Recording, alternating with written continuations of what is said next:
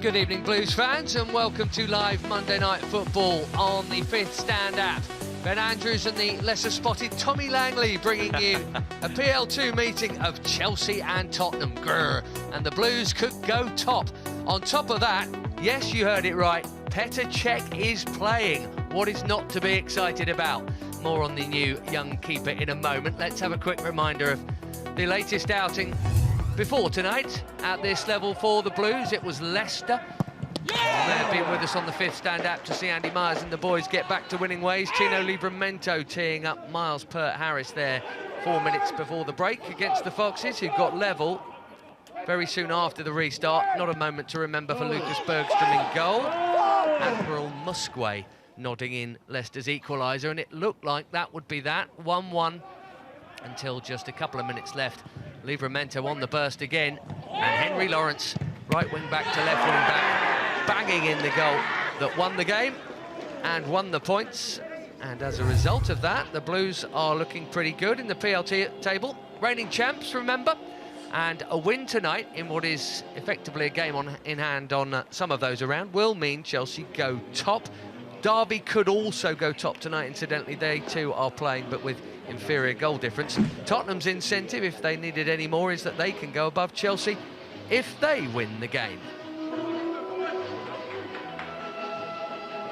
So it's a welcome back to Tommy Langley, and a welcome back to this young man in goal, Tommy.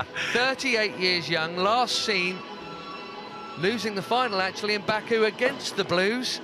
Here he is, Peter Cech. Yes, well, first of all, it's great to be back, Ben, and myself, and certainly this young man here, 38 years young, will enjoy the occasion tonight. As you said, he was busy giving Chelsea the trophy in Baku, and I don't think he's played a lot since. In fact, he retired that night, so looking forward to seeing him play tonight. I'm sure he'll enjoy the occasion. Listen, anytime Chelsea play Spurs at any level, you can see on the side that it says Pride of London, and that's exactly what this is about tonight. Be more on the whys and wherefores on Petter shortly, but let's check on the rest of the team news here. He's not the only older fella getting a start tonight, incidentally. Danny Drinkwater is playing in midfield, his 10th game of football in 2.5 years, so that's an interesting one. 4-2-3-1 we're expecting, with the pacey fullbacks who've been great to watch this season. Look out for Lawrence and Livramento. Lewis Bate has been brilliant in midfield as well. George Nunn could do with a goal, yet to score at this level. He is up top. As for Spurs, Pat Jennings is in goal. Only joking. Somewhat younger. There is the record-breaking Dane Scarlett, who's just played for the first team, actually, at 16. He'll be in the support act for the main man up top, Keon Etete. He scored 3 this season, including 1 in last week's win over Blackburn Rovers. So a lot of these boys have seen a lot of one another at various youth levels in recent times. They won't have played against Peter Cech, though, these Tottenham players. They might not even, I don't know, have been around when they're probably been about 2 years old when he started playing for Chelsea, some of them. But essentially, folks, Carlo Zigo has been in with the first team bubble. Lucas Bergstrom played at the weekend, and therefore Petter is in goal tonight. Extraordinary scenes. He has been keeping fit, incidentally, anyway, because he's a professional athlete, but also because he has taken a much more hands-on role in the goalkeeper coaching since the arrival of Eddie Mendy, and we've seen the benefit of that for sure, Tommy. That's something, isn't it? Mendy's been exceptional because he came in on the recommendation of Petter, as you rightly said, so he's been exceptional, apart from one sort of hiccup on Saturday evening, which didn't go down too well. But no, Petter's the ultimate pro, and I'm sure he'll give the boys at the back there plenty of support. This is a box-ticking exercise for all of them to say they played against Peter Cech. That'll be brilliant, and they'll dine out on that a few years down the line. Well, Spurs have been streaky this season, but only just beneath the Blues in the table. It's often the way at PL2 level, because it can really depend on your lineup, which can change massively from week to week. Far more at this level than it does at under-18 level, actually. You know, we've seen a 16-year-old keeper on the bench at this level for Chelsea the other day, Sami Telemkani, and now we've got a 38-year-old in goal, just to emphasise that.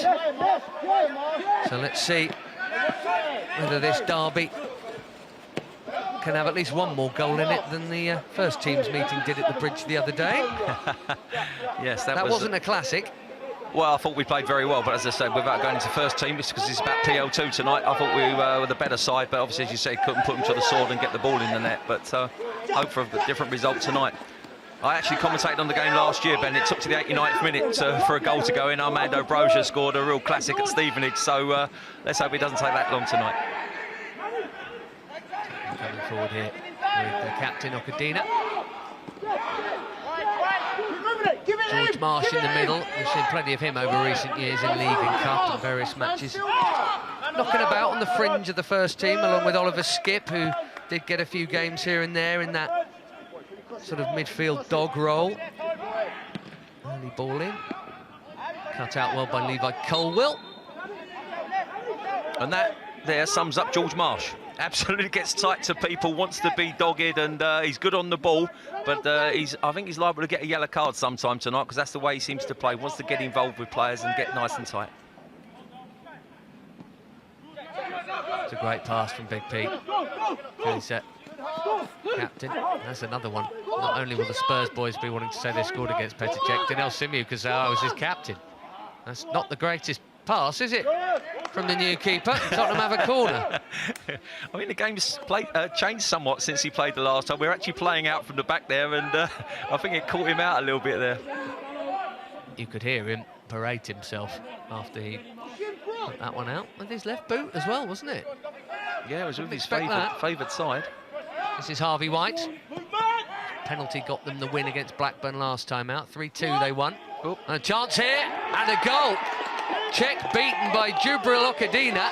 Tottenham's captain put Spurs one up. Chelsea haven't got started yet. No, they haven't. But Tottenham have. It was a simple ball in, wasn't it? Headed in from the edge of the box there. No real competition from Chelsea defenders there, and it fell through to the fullback who'd got forward. I just thought he was offside at one stage here, but no, he isn't. I think it's Didier Drogba playing him on that right-hand side there. Simple tap in under Petr Cech as he's coming out, and not a great way to start the game. From a corner we could have done without giving away, to be honest, but okay, it's a head start, hands on hips, but now come on, chins up boys, get back on it. Well, it's not going to be 0-0, Tom, there you go. And it hasn't taken 89 minutes, but I'd rather was in the other end though. Right, as things stand, Spurs going above Chelsea. We can't have that. Right, start again, just giving them a head start.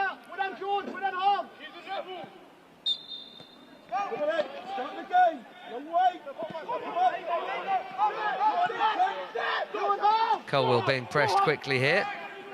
Typically calm. He's had a good season, Levi Colwill. Looks like a composed young defender. I've seen him in a 3 and a 4 like tonight. Yeah, good word, composed.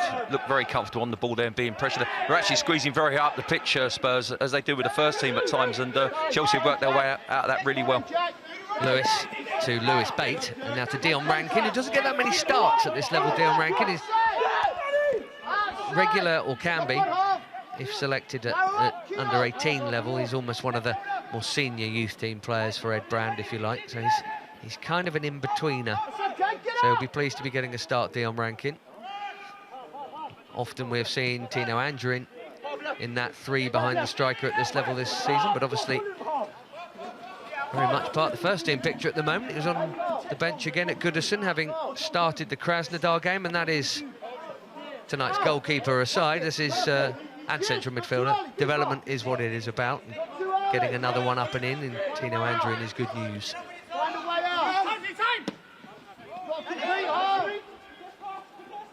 He did have a little cameo off the bench against Grimsby last year as well with Ian Matson.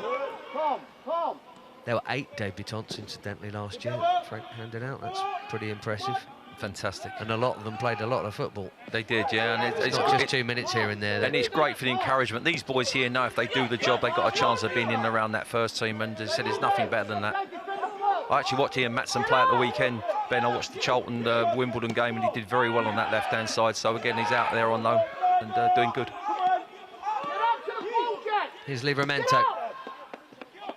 One thing you would say, it'll be excellent to have the calming influence of Cech behind these young Chelsea defenders, and you'd have thought he'll be talking a lot.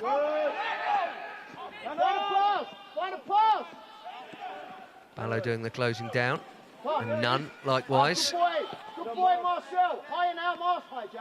You know, no disrespect for the other goalkeepers at the club, but I'm sure the back four were really buzzed up when they found out that Petter was actually going to be involved tonight. You know, as you said, he's going to be talking to them, they're going to be learning off of him, and hopefully, as I said, we can get this goal back and it could be a good night for them, but they'll learn whatever way. Incidentally, Tottenham's left back tonight is Marcel Lavinier, who played a bit at this level for the Blues and left in the summer. Actually scored a PL2 goal, a winner against Derby. Game where was that? Last term. It was a Youth Cup winner and a league winner with Jody Morris. And twice a runner-up in the UEFA Youth League. I'm looking forward to that battle down this right-hand side for Chelsea, because Livramento's having a fantastic season, looks very, very sharp, very quick. And obviously Lavinier, we know plenty about him, he's got good pace as well, so interesting battle. Ballo nipping in, here's Simeon, and here is Tino Livramento. He has had a lot of really good performances. He's set up a lot of goals, he scored a couple. Fantastic energy, and one of those that can seem to maintain it. He's as quick in the 90th as he is in the first. Really builds up a head of steam. His first goal was against Wolves. I'm pretty sure you and I did the game, and he played right side up, and obviously he's gone back to that deeper role now. But whatever way, as you say, his energy is such that he can get forward and really create down there. Dion Rankin with the crossing. That's Brandon Austin in goal for Tottenham. I've seen him before in the Youth Cup as well. Yes, Livramento and indeed Henry Lawrence have both, over the last couple of years, played a bit as the attacking wide man and a little bit more as either the wing back or the full back. Livramento generally has had the number 2 on his back this term and has done very, very well. One of the standout performers, I think, probably him and Lewis Bate. Well, you showed the goals against Leicester, and he created both of them by getting down that right-hand side and getting good balls in the box, and that's what George Nunn will thrive off today. He's been very quiet so far, George, but you need to get the ball in them areas and let him attack. Be lovely to see him open his PL2 account. He should have done against Man City. Here comes Lewis Bate now. And Lewis fired it in nicely, and Ballo did get the touch on it, but it was gone as soon as it came to him.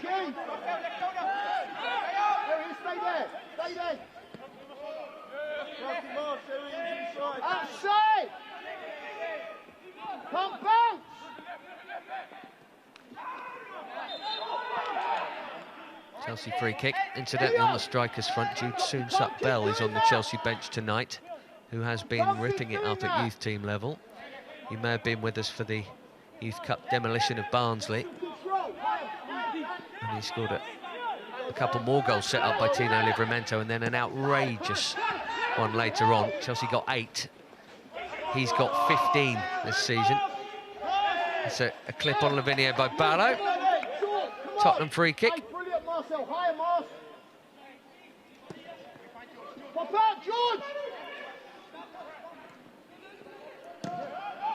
Development being key, I suppose we shouldn't bemoan the fact that the team Chelsea could have at this level is obviously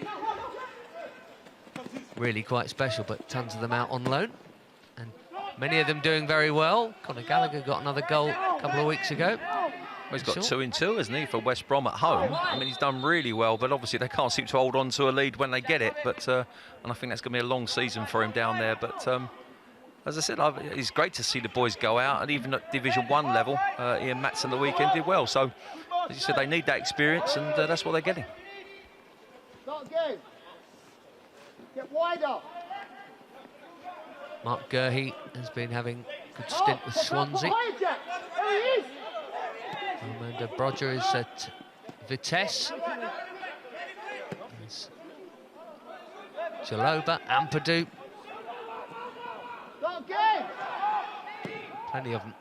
10 minutes played here, and the scrappy goal has Tottenham in front. They're coming forward again here. Etete, good first touch, and Simiu there with the block.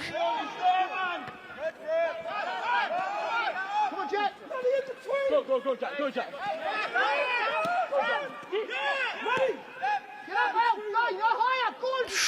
Bit bit of a heavy touch that It from was. Simeone, and he got away with it. Daniel Simu's touch there just allowed the striker to have a little nip at him there, and fortunately he just reacted quickly enough to get it away from him.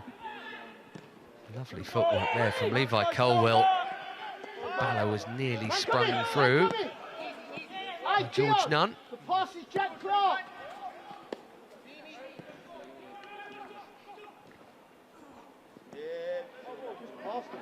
Typically tenacious play from Alfie! Lewis Bate. Alfie! If he gets wide, come inside. They'll roll it down the side. Well done. If any of you haven't seen the Youth Cup goals against Barnsley, I suggest you look them up. There's about 5 of them that could have been goal of the season. And the one in the last second of stoppage time from Lewis Bate was probably the best of the lot. Good long ball forward here for Atete. Couldn't take that one with him. Thankfully, his touch was even heavier than Simeone's a moment ago. Otherwise, he might have been in. I think he was onside, Tom. Oh, I think he was onside. I think he split the 2 centre halves there. Simu had no idea, and Colwill got a little bit lost there and didn't track his run. I think he kept himself onside, but his first touch was horrendous. I mean, he had a good touch there. He was in on goal, but let himself down there. Good Alfie! Good Alfie! Get in the box! Devine trying to pull it back, and that is a challenge in the nick of time from Danny Drinkwater. What a good job he was there. Go on, Jack! Go on! Go on! Go on! Being urged to press these Tottenham players. Apologies if you picked up some of their bad language from the Spurs bench. Very naughty. No crowds mean that, unfortunately, sometimes you can hear some things you might prefer not to. But that was a very timely challenge from Chelsea's number 6. I'm sure pleased to be playing at any sort of level, really. There's not been a lot of football for Danny Drinkwater recently. A tiny bit at Burnley, a tiny bit at Aston Villa. Yeah, he's been very stagnant, has he? I mean, a couple of things have gone on in and around him as well, and I just think he needs games now and to get on that football pitch and ply his trade. And he looks, you know, hasn't really touched the ball, but that was a very vital challenge in that instance there. But we need to get him on the ball, him and Lewis Bate, and create opportunities.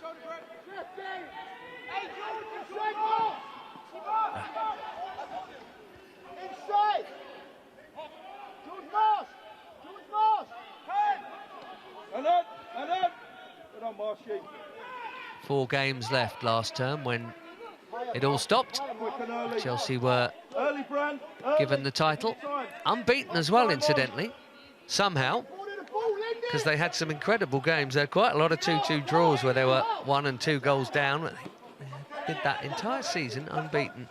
Well, I say entire season, the entire season that was played. But, and rightly given the title, you have to do it, don't you? Points per game.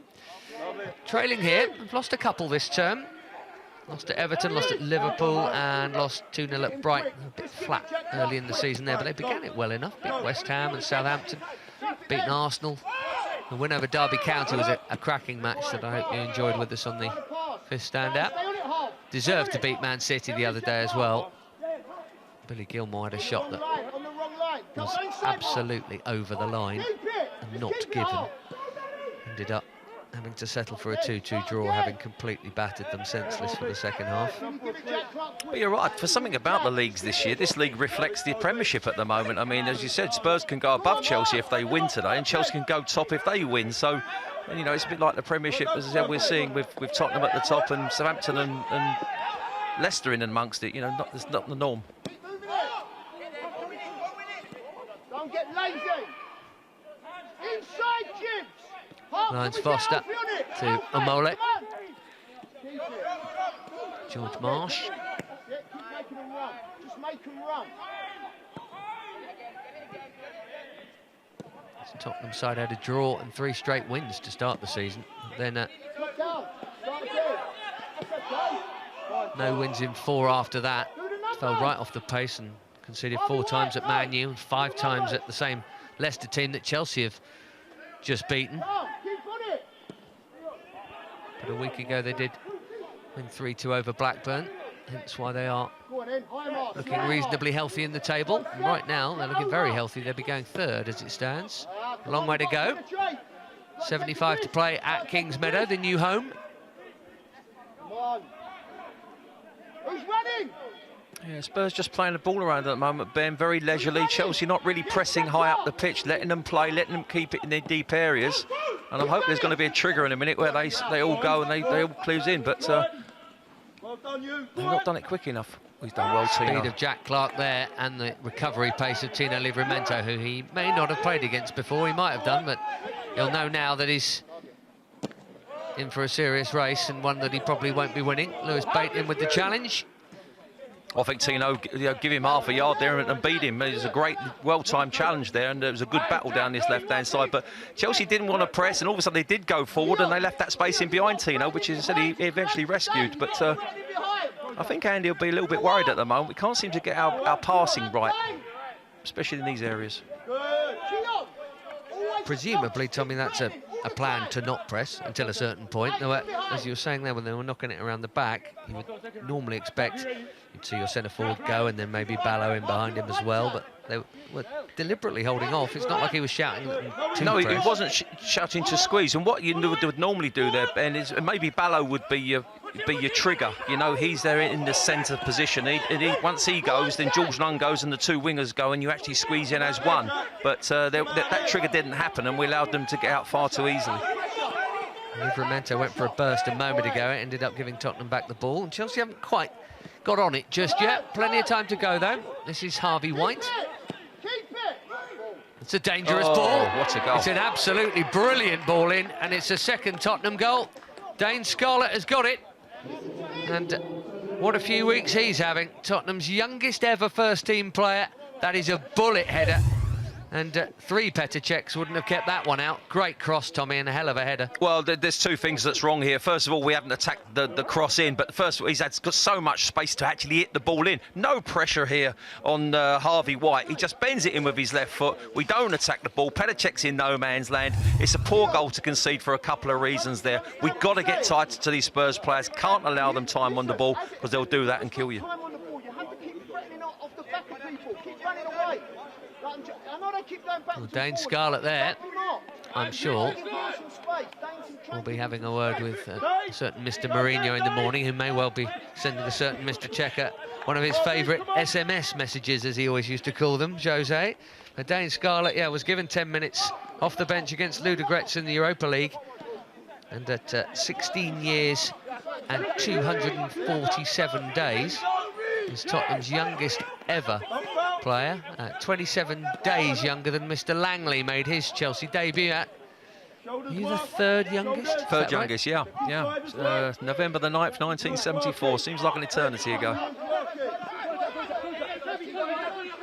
We need to get this man on the ball, Danny Drinkworth, with all his experience here. We need to. That's a good ball down the line. George Nunn needs to hold on to it and go and join him. Dion Rankin coming to help. Spend a bit of time in the Tottenham half would be nice. 18 minutes gone here. And, sometimes when you haven't quite got going, 20 minutes into a game, it'll still be 0-0. But here, Chelsea have already got a, if not a mountain, a large hill to climb. Colwell.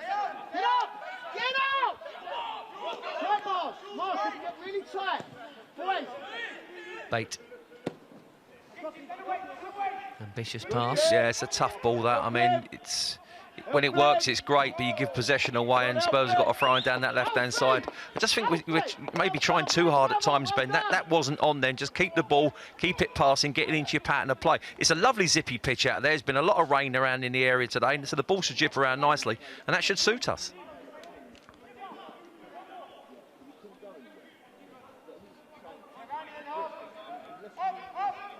Cadena with the long throw, and over Levi Colwill, who then just nudged Fiona Tete, I think. And, yeah, hence the free kick. Yeah, there was a push in the back from Levi Colwill there, and Tete just moved forward. The referee saw it. I think it's disappointed me slightly, Ben. This is Chelsea-Tottenham, and we haven't started, but there's no tempo in our game. You know, we're not buzzing around trying to get in people's faces, and you know, 20 minutes in, as you said earlier, you'd expect more. Don't counter, don't engage. Stay over, George. Harvey White on set-piece duty for Spurs here. 20 minutes gone. Don't foul. George Nunn with a solid header clear. Well done, pass, and again. Lavinier back in, but that'll be easy hands for Petter. He's given that as a foul. Clark thought it was going to be a Tottenham throw, and he was about to take it quickly. I don't think Tino appreciated that ball out from Petacek there either, because there was 2 Spurs players around him, and fortunately got a free kick, which I didn't think was. Bait into Drinkwater again. And out by Marcel Lavinier.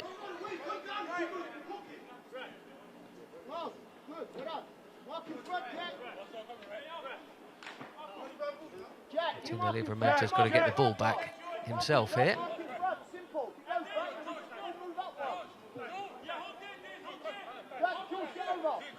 Come on, pressure.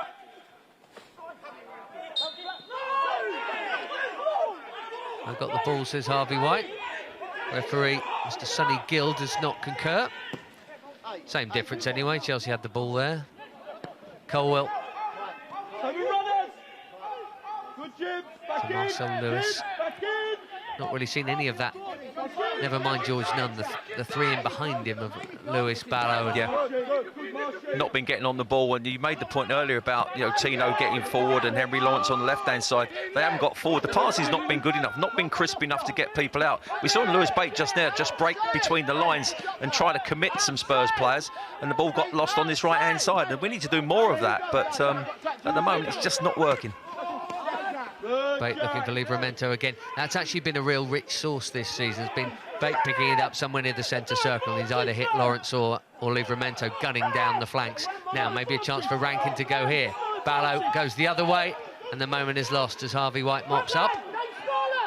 Well, as I said, then he was the trigger. He nicked the ball and then sort of fell asleep on it and didn't get the chance to create anything. But solid clearance from Petacek. 494 Chelsea appearances. I don't know if this counts as 495.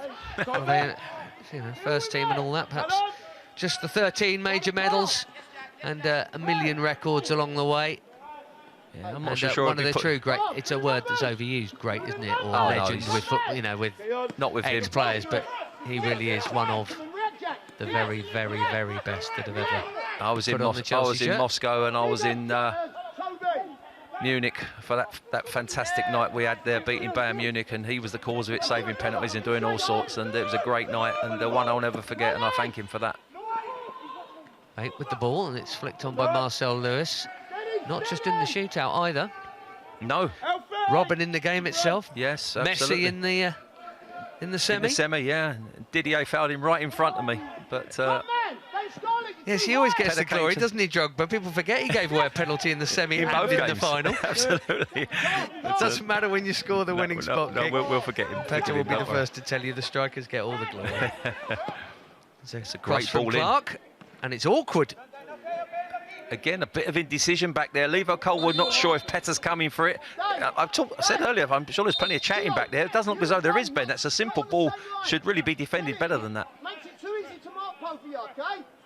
One could do 2. Just get him a little bit lower, that's all. I think that's Wayne Burnett you can hear a lot of from the touchline. Pass, Toby, good. Good. Danny Drinkwater having a word with the referee here. Maybe something happened off the ball.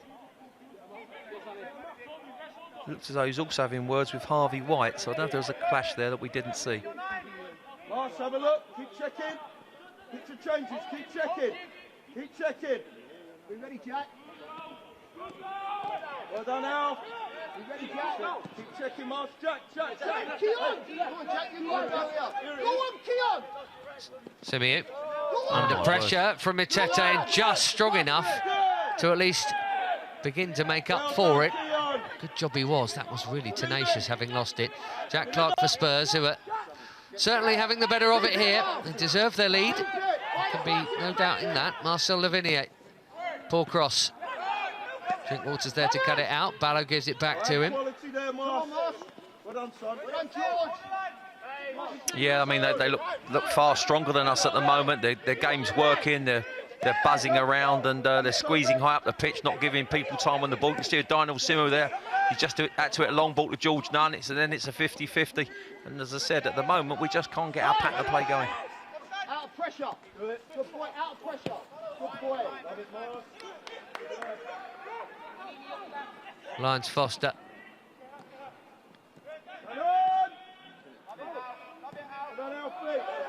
All the way back from Alfie Devine. Get up, Tom! Get up! Come on, Alfie. Good lad. Apologies if you've got slightly dodgy vision at the moment. Hopefully be sorted out in a moment. Livramento coming central.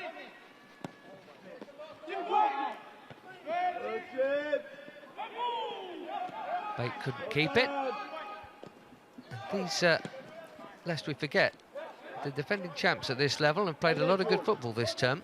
You've not really seen it in these 26 minutes. It's not representative of how they played this term, and I'm sure they'll sort it out soon enough. But at the moment, Tottenham in command and playing the better football. Well, I think also they're squeezing high up the pitch and not giving the defenders time to pick out passes. But Bates and Danny Drinkwater can't get on the ball, and at the end of the day, long balls to George Nunn. He's never going to win against these two centre-halves, so it's breaking down all over the pitch. This way! Middle of the pitch. Middle of the pitch, George. Here's White. Here's Marsh. Keep it. There you go, Brookings up. Drop. George Marsh is having to do... George Nunn, excuse me, having to do some chasing there. A little half-hearted with it. Jack Clark. Keep it central. Just keeping their powder dry, aren't they? Look, really, definitely. I can only think it's a deliberate ploy to stay at arm's length for now, and then maybe when they get halfway line they go, Tommy. I don't know, but that squeeze is not happening. Well, it's too simple, and what we not forgetting it's our time, we're losing. We're 2-0 down. Yeah. It's not as though we can stroll around and not squeeze high up the pitch. George Nunn is encouraging people. He's trying to show him one way, but it's far too easy for Spurs to pass this ball around, and you know, we're not getting tight enough, not getting close enough. Come on, Keon! Colwell back to check. Yes, Jack. Just that little conflab a moment ago involved a yellow card for Tiano Ballo. And here's Clark as Tottenham look for number 3. It's very tight in there. And away just, but not very far by Livramento. Marsh surrounded well by Drinkwater and Ballo. They needed that, and they managed to push Tottenham back 30 yards. Jack Clark, movement. In behind. In behind. Start again. Well done, Clarky. Pass it. Lyons Foster. Simeo's head. Yeah, important as well. Jack Clark was in behind him there. It actually wasn't Jack Clark, I apologise. It was Harvey White made a run from midfield there and got in behind the striker. Good header from Daniel Simu, but Spurs are squeezing that all over the pitch, and Chelsea just can't get their ball down. And again, Danny Drinkwater has to hit a long ball over the top. George Nunn, a willing runner, but never going to get onto that, and we give away possession. Yes, George.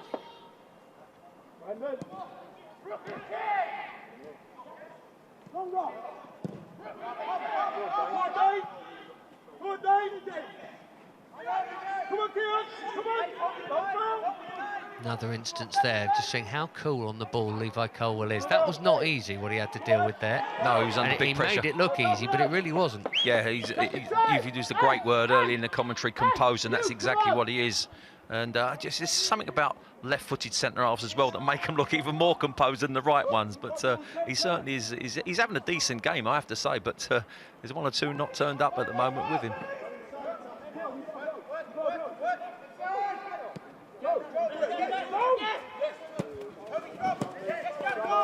All out to Jack Clark.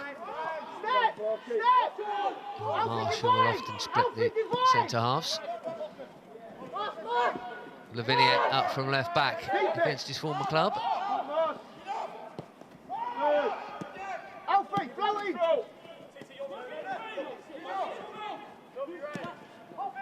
Let's come off Dion Rankin.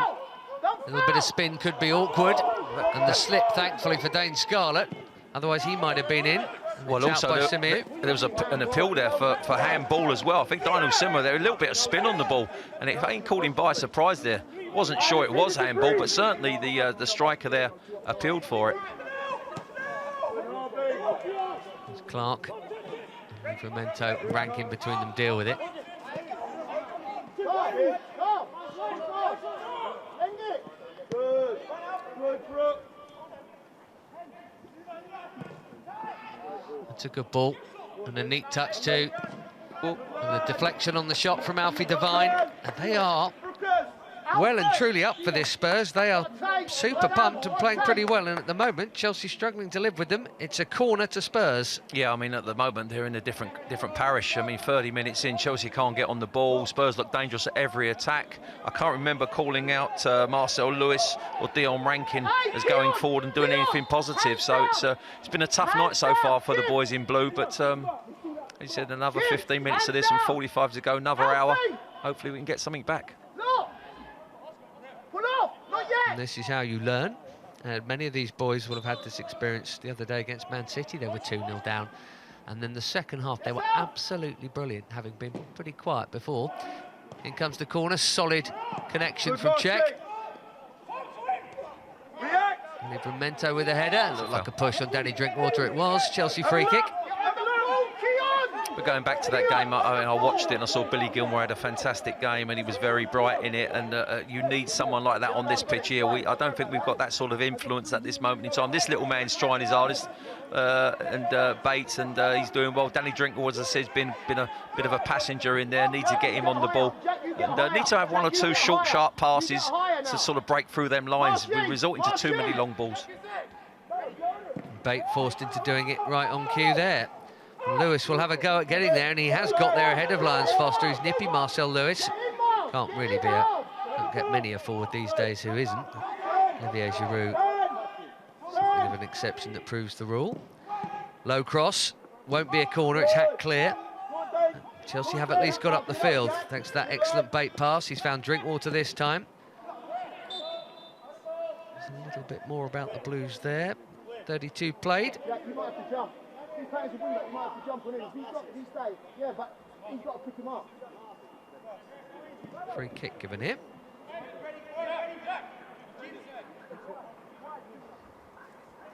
Hey, he's yours. Hey, stay there, he's yours.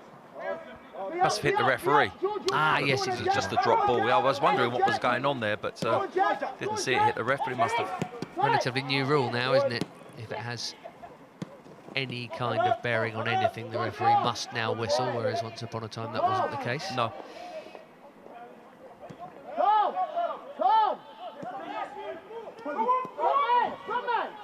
Bit more pressure on the ball there, forcing it long. Well up Simeon.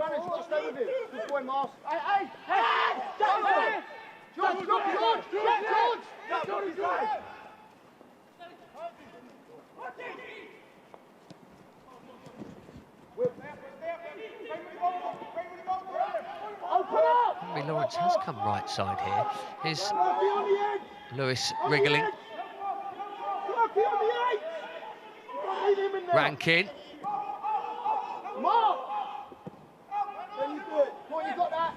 Henry Lawrence here over with Tino Livramento, and it doesn't look like it was just a temporary thing. They are both still there. Yeah, and I think Tino's been pushed forward. As I said earlier in the game, that's where I saw him in his first game, and I think he's more effective there. He's been playing deeper, but it looks as though him and they're going to join in on down this right-hand side and try and get some joy.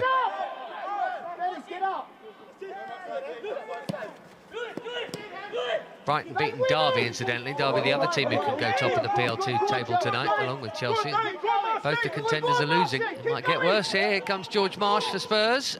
And it's not a good ball, and well mopped up Danny Drinkwater. It was a lazy ball from George Marsh. They had a great chance to pick someone out. A lazy pass across, and Danny Drinkwater nicked it. But we might be playing free at the back here. I can't see because it's very difficult. Looks like Lee Volkovo's gone onto that left-hand side there. You can see he's supporting here. So he's gone high up the pitch, and it looks as though we're playing free at the back here. A few groans there from on and off the field. Well, we had a 2 or 3 minute spell there, Ben, where we actually got the ball and started to probe a little bit. You can't, as I said, give the ball away in them situations.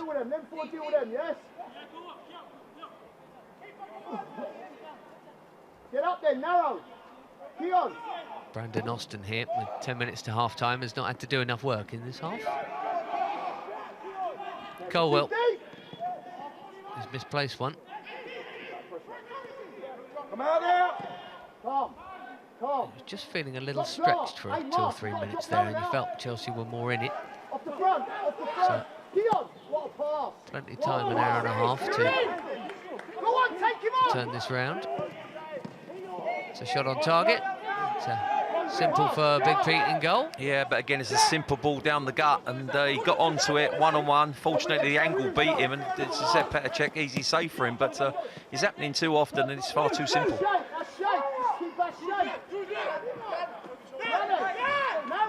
Narrow. Too deep. Drink water to bait.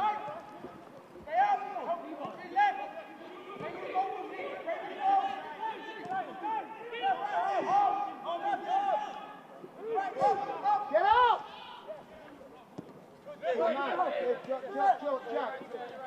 Simeon and Cole are definitely at the back. Henry Lawrence is kind of right backish, unless it's Andy Miles has definitely tweaked something anyway. We've got 9 minutes to the break, and Danny Drinkwater sliding in, crunching challenge on Harvey White. I think Harvey White came off slightly worse. I think Danny used all his experience there and got in just in front of him. He's gone down now. You can see, look, I think he's suffering there from the after effects of that challenge.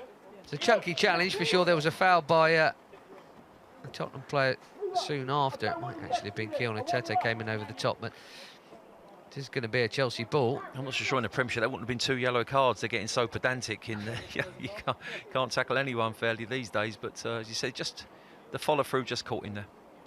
Well, Reece James did one at Goodison at the weekend that he eventually got booked for, but it was one of those where you're just thinking, because you just don't know nowadays when VAR is going to suddenly kick in and do something. There's a little part of you which you never would have done even 2 years ago, was thinking they might actually send him off for this. Not because it really looked like a red card challenge, but it's that doubt it puts in your mind. No VAR at PL2 level, thank goodness. And he seems to be okay. And when we do get started again, once Keon Tete has got his sat-nav back on and his Tottenham shirt.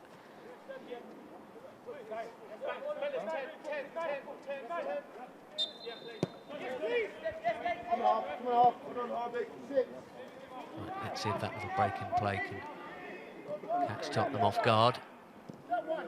Too deep.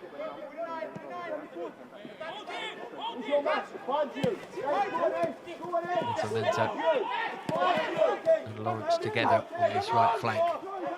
Drinkwater was strong and he was trying to just poke it through there for Livramento. Would have been nice if it had come off. That's a good first touch from Henry Lawrence, his bait. It's definitely a little bit more about Chelsea here. Didn't quite work out for Marcel Lewis. It'll be back with Austin. No, a little bit more zip in the game, isn't there? I think the formation's changed. I think Spurs haven't got used to the way we're playing at the moment. We're certainly zipping the ball around a little bit better. Final ball's been disappointing, but at least we're still in the game and playing just slightly better than we did 10 minutes ago. It seems to me like Dion Rankin is left wing back, and Tino Livramento is right wing back, and Henry Lawrence is the kind of right of the three at the back. Exactly. Yeah, Levi Colwell on the left-hand side, and you know, Simu is going to be that anchor role. Does slightly negate what Henry Lawrence can give you, although unless he does the Sheffield United overlapping centre-back thing. I'm sure he'll still have a gallop forward every now and then. Here he is. Certainly not a time to gallop forward then. Oh, Lewis, that's a lovely little touch for himself. He's going to chase it. Mole will get there first. Looks like man against boy, that. Marcel is such a tiny fella, and Amole is a beast. A tiny ball of energy though, but on that occasion the centre-half, good reading of the game. The flick actually suited Marcel Lewis there, but he got across and eventually played it against the oncoming forward.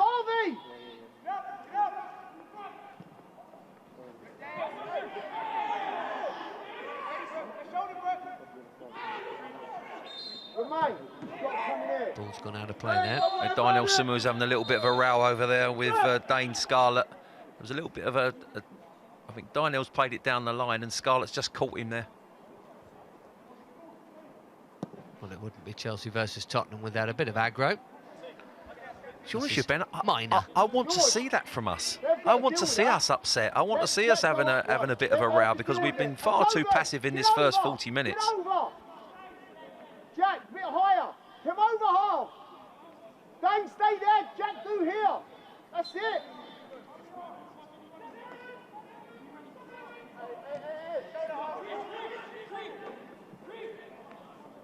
Follow. Come on, Jack. You got to go. You got to go. Should be us. That's a wonderful bit of work from George Nunn to lay that off. Great, that is some touch from Livramento. I'm pretty sure he meant it. Great skill. Ballo back to Livramento, who gets there. Chelsea have definitely woken up into this game the last 5 or 10 minutes. Yeah, good link-up play from Ballo and Livramento there. Good ball into the box. Again, a lack of Chelsea bodies, but it's much, much better. That's a foul, by the way. Surely, referee, well, Assistant's maybe he got to was see it. waiting to see if there was a little advantage for Tieno Ballo. Let's give the ref the benefit of the doubt. He did give it just outside. Promising position.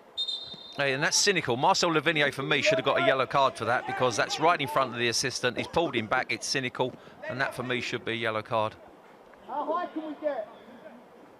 Brandon, how high can we get? What's he doing?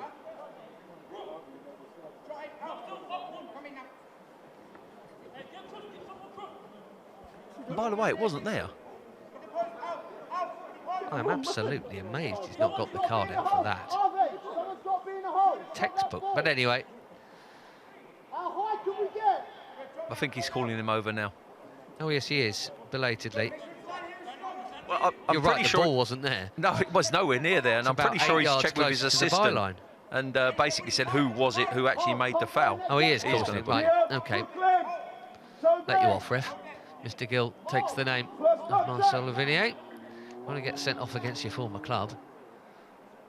Marcel Lavinier will have to behave himself, and if he is marking Livramento flying down that wing, well, it could be... Well, if I'm Andy Myers, I'm encouraging him to do that every time he gets the ball now. Absolutely. You just keep running at him and create some problems for him.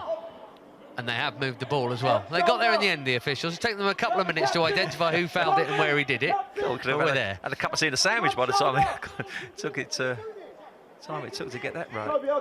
So, in-swinger from Lewis Bate, or the right boot of Marcel Lewis. You would think, given the potential for a glancing head off either side, really, that the lefty would be preferable, but we shall see. No, it's Lewis, and he hits the first man. I could say it now, should have been Bate. Yeah. He did hit the first man, but there's nobody making a run across the first man, so obviously there's a bit of a mix-up there, because unless it was just a basic poor ball. But let's look at the upside. It's been better this last sort of 7-8 minutes. Been getting our foot on the ball, playing a little bit better, and creating 1 or 2 problems for the Spurs defence, which we haven't done for the rest of the half. Reindeer in the sky breaking up some of the airwaves, folks. Apologies for that. Got a minute and a half left at Kings Meadow. Chelsea have a game to rescue. Plenty of time in which to do it. We're needing to deliver a few presents down here because we need a couple of goals. Settle down. Hey, drop low. Stay low. Jack, higher. Alfie, really wide and high.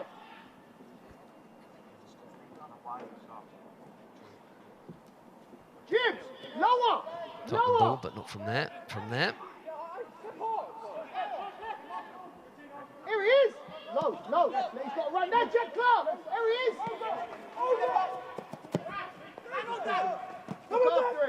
Look after it. Well, he's got to get off the ball. Dane Scarlett. Hey, Mark. He's given that as a free kick. To who? I don't really see how that can be a Tottenham ball, but OK. Well, Danny Drinkwater first of all hasn't made contact. I think Scarlett's just fallen over. He's fallen on the ball, and at least it should have been a drop ball and give us a chance to get it back. It's a Contact off the ball there. cry of pain there in the centre circle. I think that was George Nunn just coming back and trying to close him down. Again, hard to see the contact, but well, there was a scream, but he seems to be up and OK now. And Tino Livramento just urged to give it back to Spurs. George Nunn, I don't think, had read that script, and he's chasing it down. And, scrappy end to a pretty scrappy half, really. 45 played then. And it comes from Austin. Dinel Simiu wins another big, strong header. He does that very well, although he's had a heavy landing on this occasion. Colwell on the chase. having a word with his keeper, and that isn't an avenue that's open to him because Tete has closed it down. And we're into added time, which I think said 2 minutes. And Daniel Simmel's got up. It looks like he's winded himself a little bit. He did land really heavy there from the header. It was a great header, but he landed heavy, but he seems okay now. There's a lot of him to land heavily as well. He's a ox.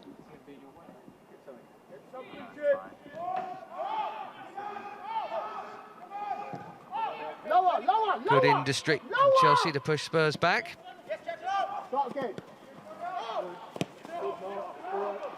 See, the opening 20 minutes of that, we weren't getting near people. We were sat back on the halfway and allowing them to play. All of a sudden, Tino's got closer, George Nunn's got closer, and it's a lot more difficult for Spurs to play out in them areas. Keep it! Get it home! Lower. Harvey White. Just give it Jack Clark. Give it Jack Clark. Give it Jack Clark.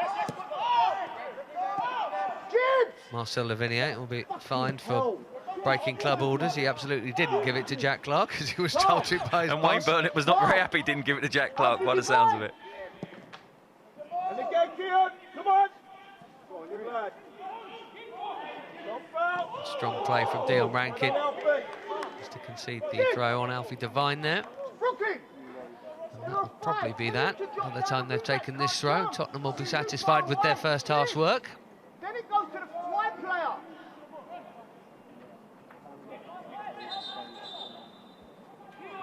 Get it in the box. Gibbs, can we cross it? Knocked the ball off the tee, apparently. Can we cross it?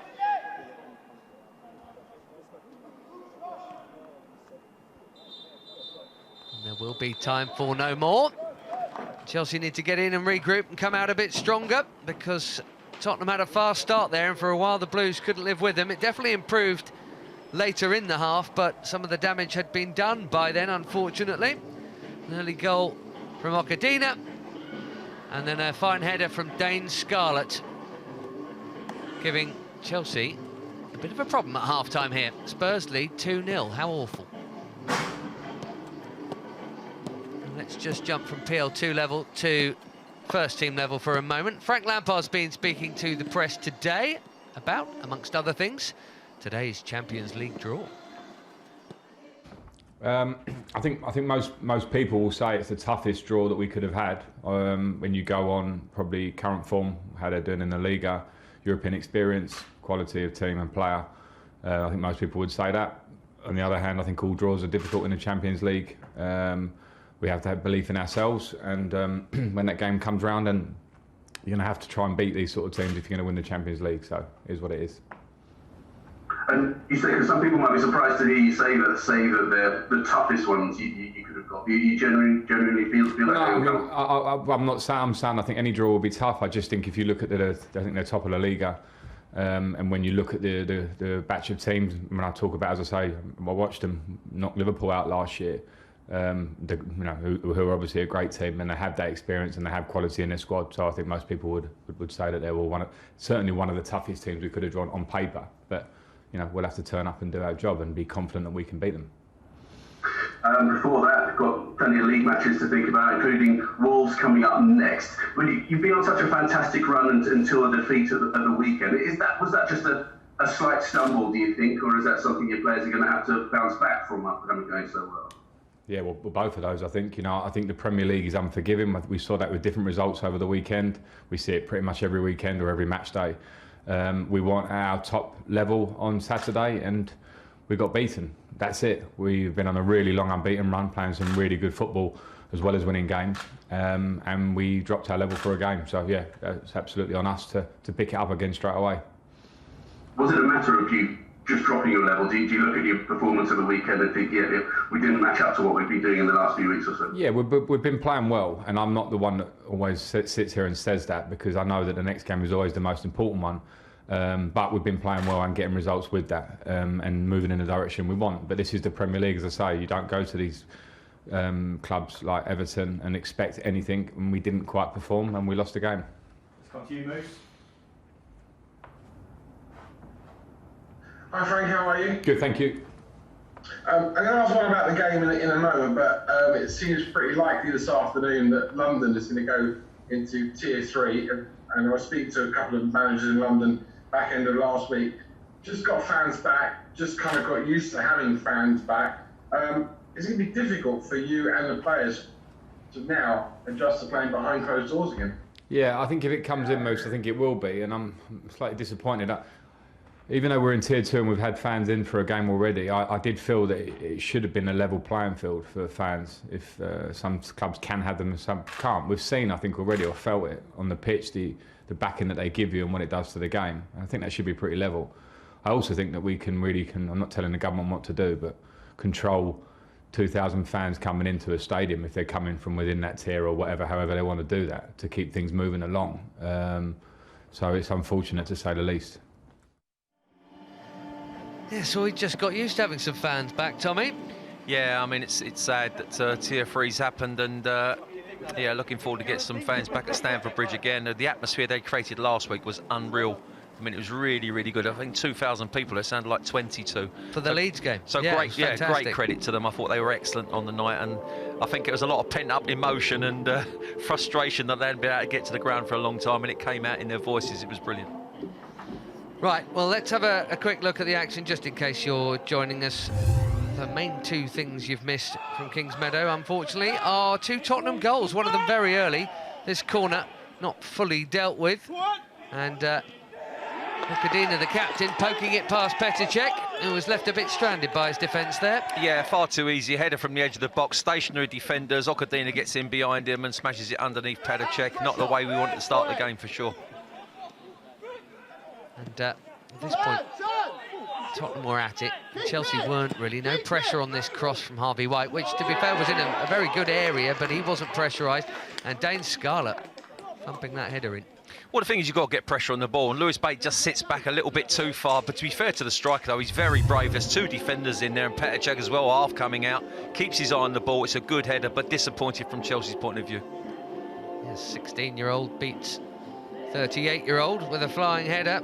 It was a hell of an effort, and Chelsea improved, but only in time for the half-time whistle to go. So we expect a better effort after the break, and I'm sure we will see that. Remember, Chelsea can go top if they win this, but at the moment, Spurs going above the Blues. Now, just on the Champions League situation there, Frank talking about Atletico Madrid. That's the last 16. That'll be February before you know it, folks. And the last 16, even if recently it hasn't been exactly kind to the Blues, there have been plenty of happy memories.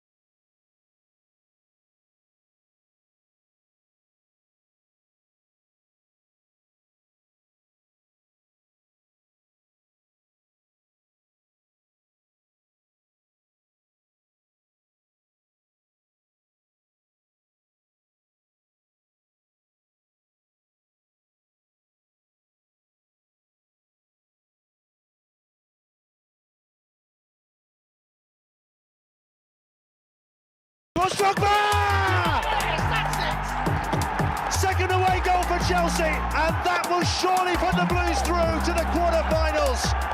Didier Drogba, once again.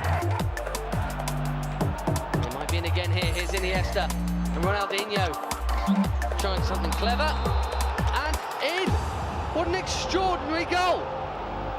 Time seems to stand still sometimes when he's on the ball, and he's just dinged that out of nowhere, and Petr Cech was rooted to the spot. I don't know how he got it into the net, to be honest with you. I just feel like every time there's a set piece, there's going to be a chance. It's Terry's header, and it's in!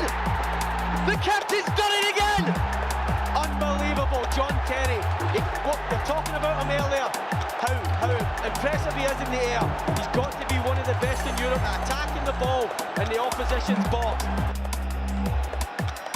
And he's got the ball through to Drogba. Goal! Ivanovic! Yes! Get in there! Chelsea needed a hero. They found one in Branislav Ivanovic. And Stamford Bridge has liftoff. 4-1. 4-1. Oh, wow. Some brilliant memories there, and some much younger voices as well. And so many wonderful goals and moments, and just seeing fans go ballistic when a Chelsea player puts the ball in the net, Tommy. Oh. And how many of those goals would have been ruled out for VAR, by the way? Well, we were just laughing off air, weren't we, about the John Terry header when Ricky Carvalho's got hold of the goalkeeper physically and stopped him going and saving it. So that definitely would have been counted out. But no, brilliant. And John Michelobi scoring. I mean, what's gone on? It did happen. I've just seen it back. Still trying to work out what Ronaldinho did. I was stunned 15 years ago, and I haven't worked it out. I still yet. can't. I mean, Ricky Carvalho says, well, I've got you, you ain't going anywhere. And he just bends it around him, and Petr Cech watches it go in the corner of the net. It broke my heart at the time, but obviously JT's header put us back, and we got through. Great memories, Ben. So we've got to get through the last 16 in 2021. It has been a little while since it's happened, of course. Could have been kinder, couldn't it? Of all the group runners up to get, and people say, oh, you've got to beat them all sometime. You haven't, actually. You could have drawn Porto, and you could have drawn, we could have done all sorts of other things. Yeah, I mean, Atletico's, that's a nasty one, actually, for this Chelsea team as well, because of their organisation. Well, there's no surprises. They played at the stadium a few times, as you well know. We've had them in group stages before, and we've had them in knockouts, so that's not going to be a problem. We know a lot of their personnel. Luis Suarez, no surprises there. Diego Costa, definitely no surprises. And I look at the Spanish league this year, and I think it's as weak as it's ever been. Real Sociedad are top. I mean, when was the last time they were top? And, you look at the results. I mean, Real Madrid, huffing and puffing, got through on the last game of the group stage. Barcelona in bits. Yes, it's probably the hardest Spanish club we could face, because obviously we couldn't face Seville. But I still think we go there with every chance. And if we go there fit and well, and we need to get our wide players back, as we saw how much we missed them at the weekend, then I think we go there with every chance. Well, it'll be interesting to see who, if any, are back. But for the first time, Frank didn't have an embarrassment of riches. That's the thing. We've seen 3 or 4 of those attacking players on the bench every game. And Goodison Park, there was no Callum, no Ziyech, and no Pulisic. And that obviously diminished the options. A reminder that in terms of Wolves, it is tomorrow. We can worry about Europe in February. There's a whole lot of league football to play before then, and some FA Cup as well. But Match Day Live, the crew will be with you from 10 to 5. Don't forget, it's one of the earlier kickoffs tomorrow, one of the 6 o'clock kickoffs at Molineux, where the Blues went and played brilliantly last year and scored 5 goals through all academy players as well. And that was Tammy's hat-trick, wasn't it? It was Tammy's hat-trick. Brilliant. And Tommy, you've got a bit of history of Wolves. Yeah, to be honest, I scored quite a few goals against Wolves, but when I played for them, I couldn't hit the net in any way, shape or form. So obviously prefer playing against them than with them. But no, it's a nice stadium, and I just think they're having a bit of a dodgy time at the moment. And Moutinho, who makes them tick, is suspended. He got sent off at the weekend. So all of a sudden, you think you go there with a chance. Obviously, unfortunately, the striker got that really bad injury at Arsenal the other week, and hopefully he's so important too. Massive. They don't really and win having got rid of Jota as well, it hasn't helped them going forward. But if ever you go to Molineux with a great chance of winning, and I think we go to every stadium with a great chance of winning, but tomorrow night is one where I'm looking at and thinking, not going to be easy, and we need to recover from Everton, but I still think we can get the 3 points. Well, let's hope so. There's a recovery required here as well in the PL2. Just while we wait for the second half, we've got a couple more live matches for you on the 5th stand-up this week. Wednesday from 7 o'clock. I'm sure I am very confident that Chelsea's women are going to see through their Champions League last 32 tie with Benfica, given that they scored 5 unanswered goals in the first leg. It was really good to watch. Frank Kirby, you could see there, setting a new record, all-time top scorer at that level for the Blues. And there's more PL2 action Friday from noon, and maybe Tino Anjorin will be playing, maybe not, we shall see. But Chelsea against Manchester United, another home game to see out this particular part of the season, because there is a winter break at this level until the new year. So it's 45 minutes here against Spurs, and then 90 on Friday live on the Fifth Stand app against Manchester United. So what do we think for this second half, Tommy? Does Andy Myers have a big old shout up in the dressing room? Does he change things around? Does he just send them back out there and say, go and do what I've told you to do better? I think that's the key. I think it's starting the game. It took us 35 minutes to warm up, and by that time you find yourself 2-0 down, and they gave Spurs far too much respect on the ball. We've got to get tighter, got to get in their faces, and then start playing our own style of football, and we didn't manage to do that. What encouraged me was the last 10 minutes of that first half. Whilst we didn't create loads of chances and get the goalkeeper flying around the box too much, we were passing the ball better, getting the ball in that final third. And as I said, with Livramento, you've got someone who's a little bit different. He's got pace, he's got endeavour, he's got honesty, he'll get down, he's got a lot of ability. He'll get down that right-hand side and hopefully create some chances. And we are going to see a double change. Miles Peart-Harris and Jude Soon-Sup-Belt. So it's going to be a player who's played plenty at PL2 level this term, and someone who's about to make his debut but has scored bucket loads of goals for Ed Brand and the under-18s. So, well, I did see Lewis. I can see George Nunn out there as well. So if Andy Myers is going with an out-and-out 2 up top, or whether George Nunn will push wide, all that will be revealed soon enough. But, well, double change, there's your answer, Tommy. Yeah, I mean, as I said, I think he's got to change it. I think he's got to change the attitude of the boys a little bit. But I'm sure he's rattled a few cages in at the half-time chat there. But maybe I'm not sure I saw Dion Ranking out there. So maybe he's one who's going to go missing. And as you said earlier, Harris can play up front. Junson Bell's a striker, nicking goals in the youth team. So a few options there for Andy, but need to get back in this game sooner rather than later. 18-year-old Miles Peart-Harris got the Blues coming back from behind in the game against Man City. That was 2-0 down and ended up 2-2. He also got the first goal against Leicester a few weeks ago, didn't he? So obviously he's capable of sticking the ball in the back of net, and that's what we need. He was also a whisker off in the Youth Cup final of equalising that one at 3-3. A bit of an oddity in that at the start of November, Chelsea played the semi-final and the final of the Youth Cup, and then 3 weeks later played round 3 of the next season's Youth Cup. But yeah, it's been a year where you've lots of things that you've never seen before have happened. That was definitely one of them. But yes, it's been a crazy year for sure. Were thanks to Marcel Lewis, a couple of goals for him. There were at one point Chelsea ahead in that Youth Cup final, with Man City having basically been relentlessly the bridesmaids in the Youth Cup finals against Chelsea in recent years. And hopefully we're on for another run, and the drubbing of Barnsley was the start of it for Ed Brand's under-18s, and his main man, who scored 4 in that, and indeed scored 4 a couple of games before that in an 8-0 win against Leicester. Jude Soon-Sup-Belt on the left of your picture there. This will probably be the first time many of you have seen him live this term. He's got 15 goals and the number 15 on his back. Tiano Ballo is the player who's made way for Miles Peart-Harris, incidentally, or whichever way round you want to call it, but it's Dion Rankin off, Tiano Ballo off, Soon-Sup-Belt and Peart-Harris on. So, big moment for him.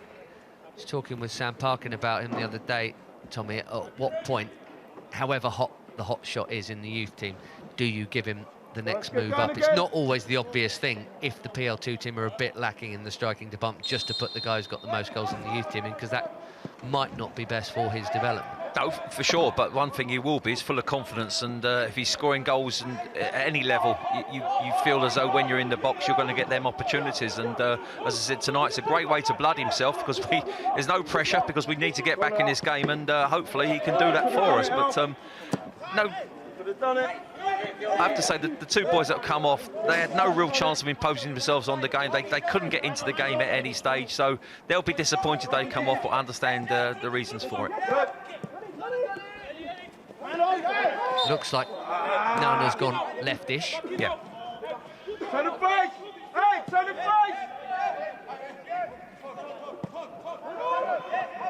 Good check! Lewis Bate. Getting Tottenham on the back foot will be a start, and they are here. There's none. Look at Levi Colwill coming. Ambitious. Great little ball as well. Awkward ball. Just passing Soon Sup Bell there. The passing of the ball in that 30-second spell there was far quicker than we did in the whole of the first half. Played the ball nice and simple. Great little ball from Daniel Simmel there into Bate. Bate plays the ball through, and all of a sudden we're in on the back four. Much crisper, much sharper. Confirmation of that double change there.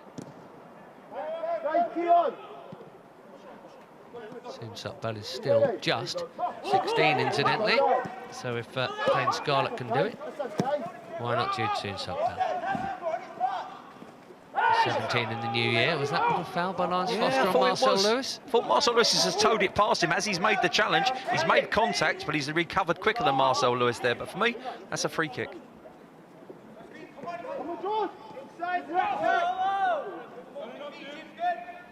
Inside, don't walk in front!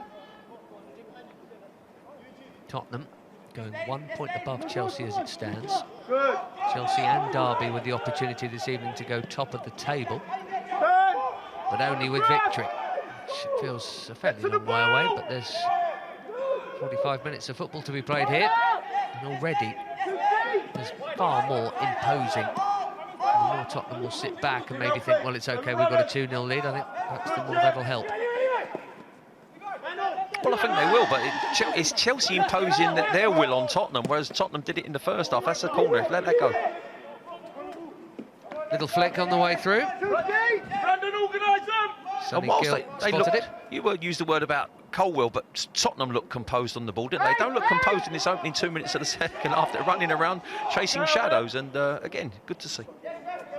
Well, this is it. When you're dealing with teenagers, as anyone who's got any knows, they can turn for better or worse very quickly. That includes on a football field. You're dealing with young minds here. You know, suddenly, this could go horribly south. Equally, Chelsea get one, and these Tottenham players will stop doing all the things they did well, probably, and start worrying. Here's Marcel Lewis. Cut out by Lyons Foster. The pressure on Clarkey. Don't foul him. Well, he was looking to go over at any stage there, wasn't he? But even that, the tempo in which he closed him down, it was much, much quicker than the first half. As I said, they're getting in people's faces, and that's why I'm sure Andy's encouraged at half-time. Come on, Dave! Outside! Been working a fair while now. I've still never found anyone who can explain to me why it takes a half-time team talk for things to change. I never really understand why it couldn't happen after 20 minutes in a match. I'm talking any match, not just this one. Yeah. But so often you see this, and it's like it's a different set of players, even though it isn't. Why does it take a manager having to go? It's two different players, but as you say, it takes someone to say a few harsh words at half-time and get the boys motivated. And I made the point before the board even kicked off. This is Chelsea-Tottenham. If you're not motivated for Chelsea-Tottenham in a blue shirt, then something is drastically wrong. And unfortunately, the attitude wasn't right from the start. This is much more like it. Feels like a contest with intensity and tempo from both sides here.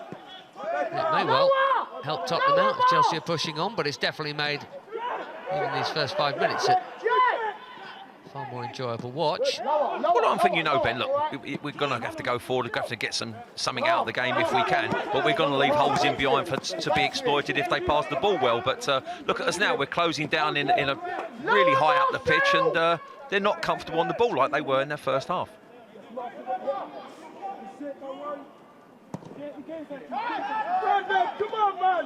Drinkwater's header into Bate, nicely back by Lewis Bate to Danny Drinkwater. Livramento, 4 in the box. That hadn't curled out of play. It's not a foul, and it's not a goal kick. I thought one of the two might be given. That was a Man United West Ham, wasn't it? David Moyes was screaming it's gone off the pitch, and it hadn't. But anyway, it's another story.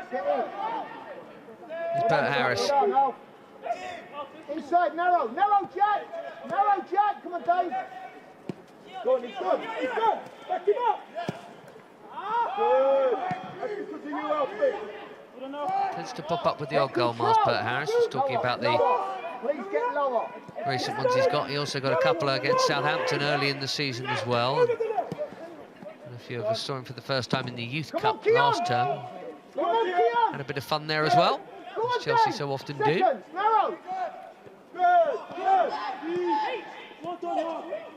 Give it wide. He got the 6th of the 7 against Wolves. Was it Aldershot? Kings Meadow nowadays. Start again. That opening burst has just sort of died down a little bit, to be fair to Spurs. They've sort of see what was going on. They kept the ball and sort of just took the sting out of the first 5 or 6 minutes, which looked encouraging. Oh, he's got him. Stay with him. Drop Jibs. That's it. Get over. Colwill just pushed into something a little urgent. Well done, Marcel Lewis, to get back and essentially be the number 9 doing the hold up there.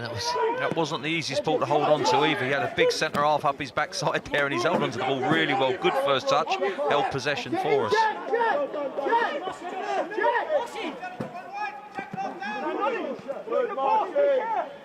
Harris almost onto that. Toby and Mole got there before him.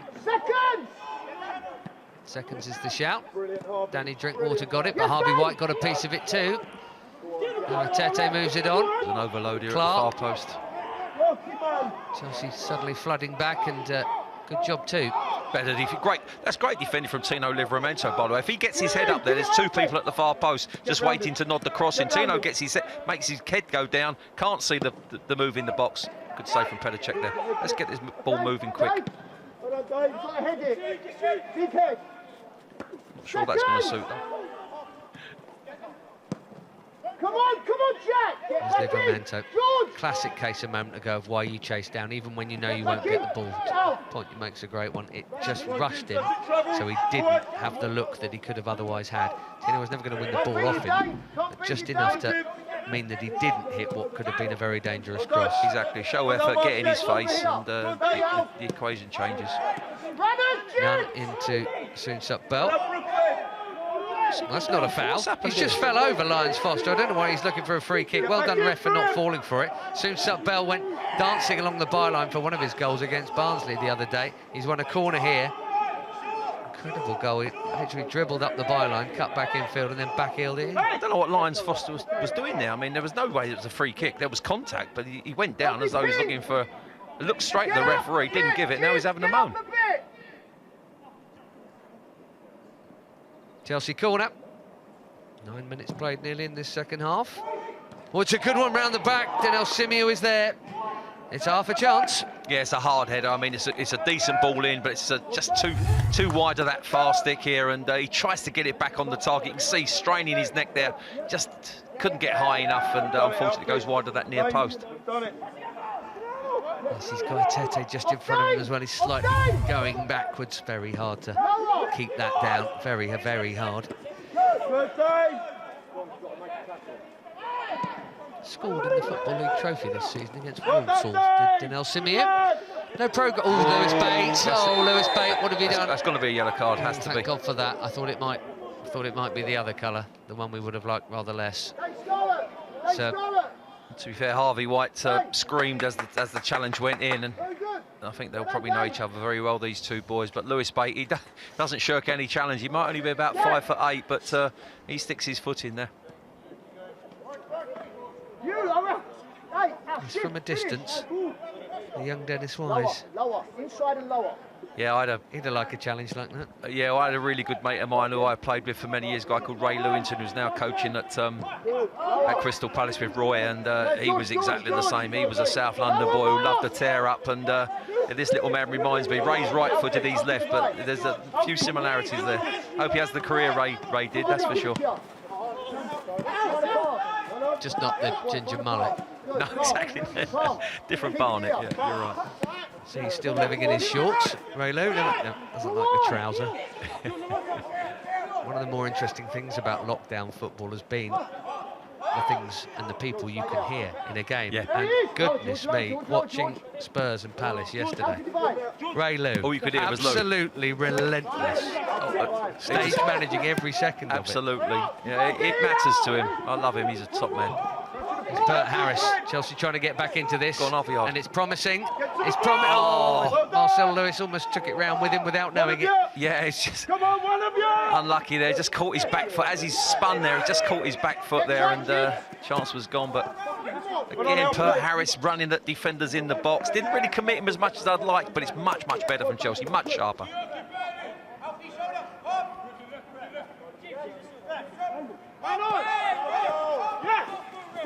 There's a lot of foul throws that aren't spotted nowadays. Lewis Bate. Nicely done. George Nunn, also nicely done. Bate to Lewis.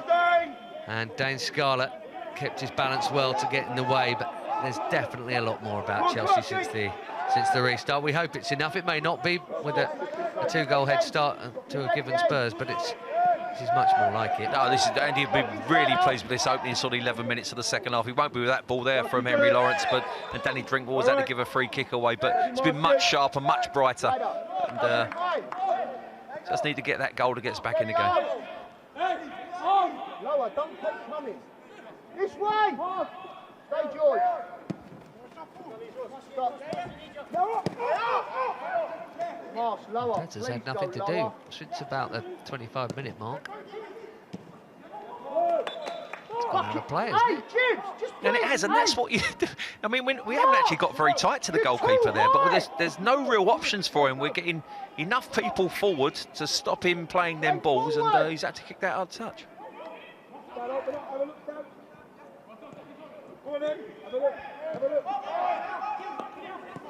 Go on, Dave. Go on, Dave, you've got to do that. It's 8 touches and the ball has been at the feet of 6 different Chelsea players. It's definitely been moving faster. Has it gone out? It has. Yeah, I think it come off George Nunn's back as he's turned there, unfortunately. Hey, not so high and not so wide, because you can take it, you can play outside, yes?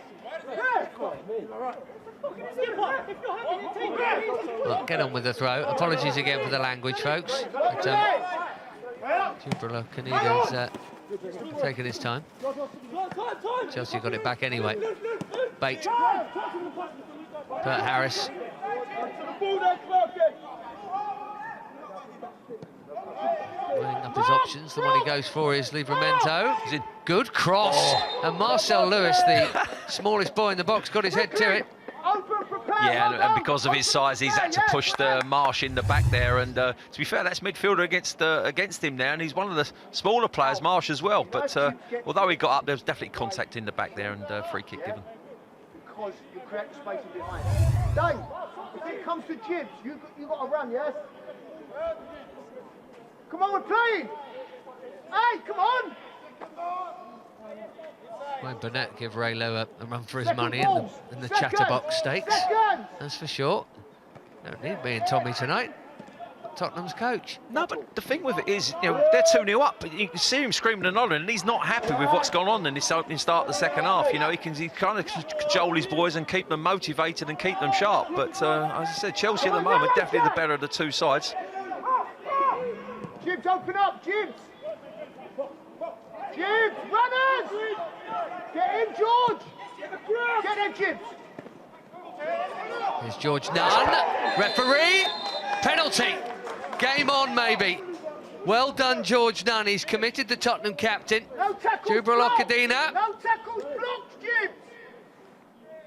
He's now being coached on how to tackle. I mean, it must be really annoying having him going on and on and on. You know, you're so every pleased when single thing you do. It's so But pleased anyway, when he's you're given paying away the a other side. penalty. He has given away a penalty, and then the ball from Timo Werner was actually under hit, and George Nunn's done really well because he just managed to tow it through Okadina's legs there, and as he's got back, he's made contact, and a great chance to get ourselves back into this game here. Pert Harris. Well, Miles has been a part of a couple of comebacks already this term, and off the bench here.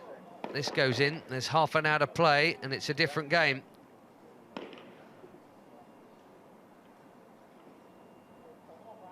Come on, Brad.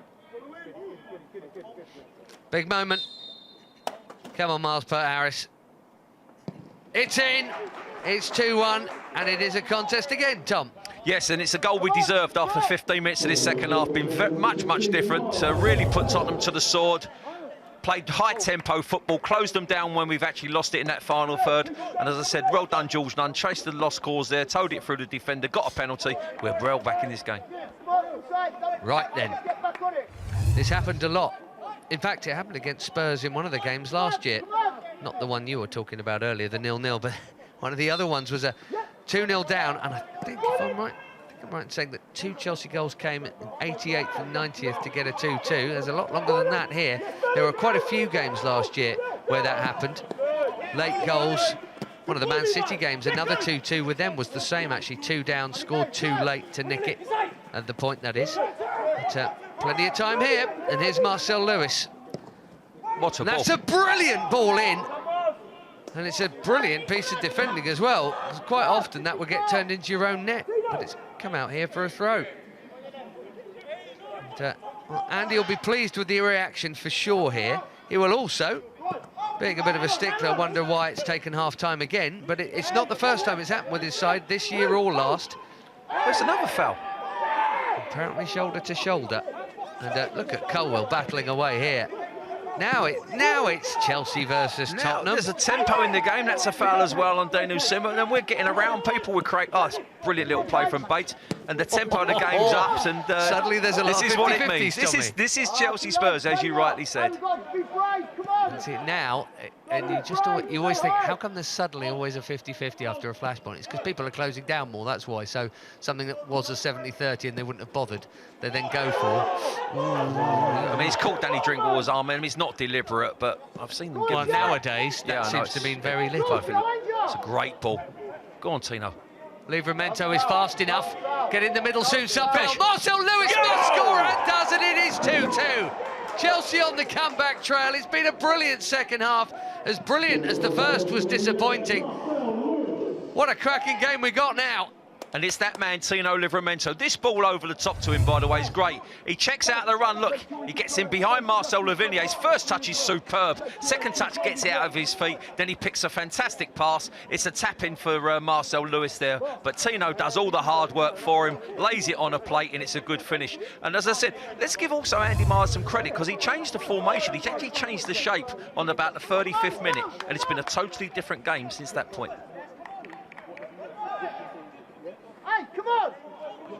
Fabulous second half showing, and the hands on hips now belong to Tottenham Hotspur, who are thinking, where were this lot in the first half? Because they weren't playing like this.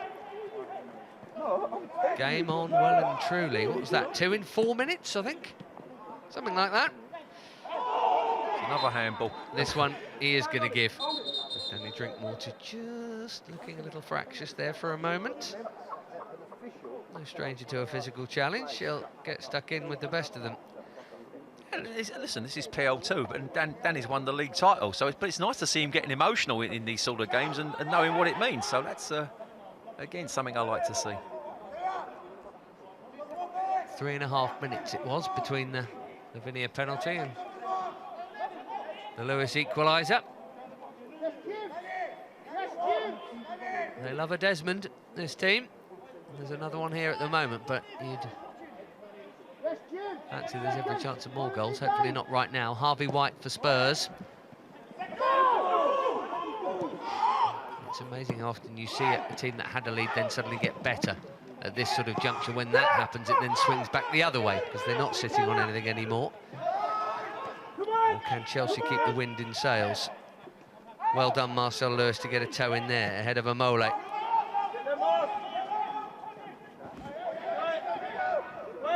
Lavigne's done very well there. In fairness to him, that was excellent. Yeah, he showed good pace there, Marcel Lavigné. He's got in front of Pert Harris there, and there was a bit of a chance of a 2v2, but his pace got him out of trouble.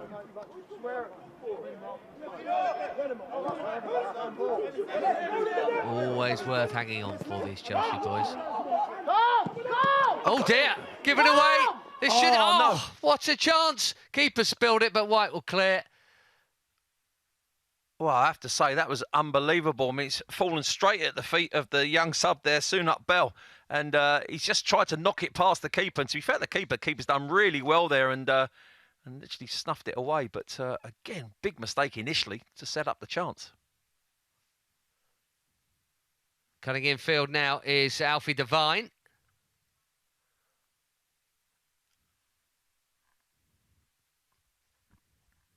And it suddenly feels like a ding-dong, and anyone's. Look at this, battling away. Oh, referee, honestly.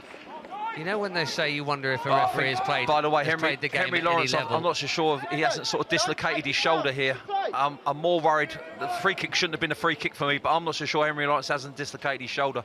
He's really holding it awkwardly. And he's had such an impact just for that position change in this sort of second half and the end of the first half. Well, that is a worry for a real regular at this level, as is the free kick. More on that in a minute. Should never have been a free kick. But I'm instantly looking at options. And, well, Sam McClelland is on the bench who can play in that back three if needed. But it's such a shame because he's been working so well that he's... No, it's all right. It's not as bad as I thought it was. Initially, when he held it, I just thought he might have come out of the joint a little bit, but he's had a big impact in that right side of the back three. I think he's done really well. He's played the ball forward early, and that link-up play with Livramento. Was it his ball for Livramento? I think it was the ball over the top. That link-up play between, they've got a good synergy together. They seem to know what makes each other tick, and as I said, the ball was special. Jack Clark has outrageously won a free kick here. The referee should not have fallen for that. There's a quarter of the game left, and it's a very dangerous position. And Peter's not had a lot to do since about half an hour into this game. He might have some work to do here. What a chance a moment ago for Sunut Bell.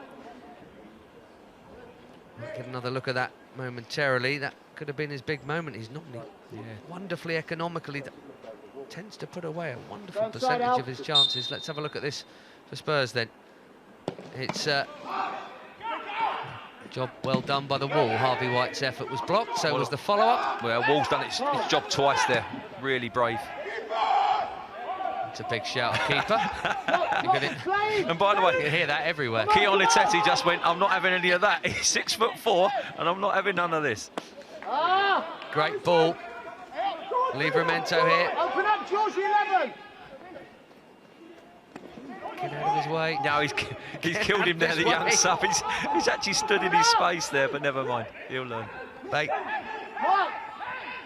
Lawrence seems okay. Deflection on that, and he can't keep it in, Brandon Austin, so it's a Chelsea corner. And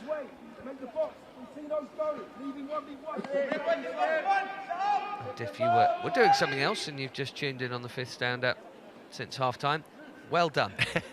Very good timing. I'd like to tell you Chelsea have been this good all game long. Right, Lewis Bate.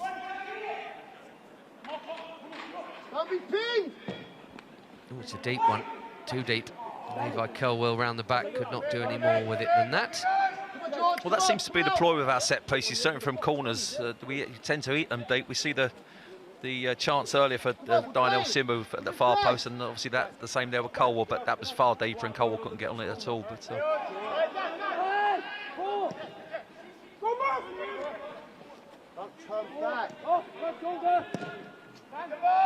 out by Mole, increasingly long and hopeful. I was thinking the same thing as you. What a touch that is. Quite brilliant from Alfie Devine. And you can understand, having got into that position, why he wanted to go for glory. He did have options to his left, but that was good work from him until the massive slice at the end of it, thankfully. Yeah, well, the first touch was superb. It was a great ball played over the top. George Nunn tried to get it back, just couldn't get there in time. Good first touch, cut across. He'd be disappointed with the finish, though. No, Dave. Drop off a bit. George, 11. Alfred do that. Go on, put the fuse. Go on out. Check launching that in the direction of Soon Bell. Lewis poking it in there. It's a nice idea. It's a nice weight, and Harris has got there to win it back. Well done him. Marcel Lewis again here. No foul is the cry from the bench, and no cross either, Marcel. He didn't have an option to send to that one. Well done. So much to admire about this second half performance. It's like two different sets of players. Yeah, two different energies, isn't it? And as I said, Andy takes a lot of credit for that, for changing it 35 minutes in, and the boys up front are getting a lot better quality ball played into them as well.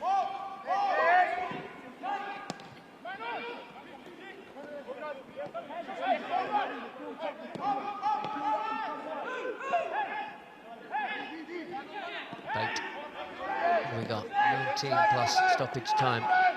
Just seeing Petter launching that in the direction of Soon Bell. Oh, that's a good ball. Get there, Marcel. Go on, Lewis.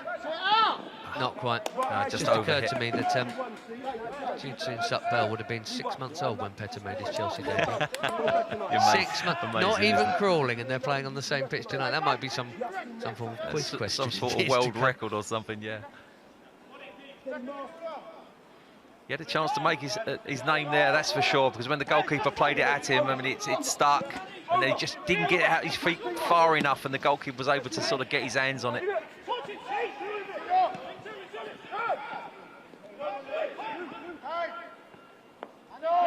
Get up! Too deep! Get up!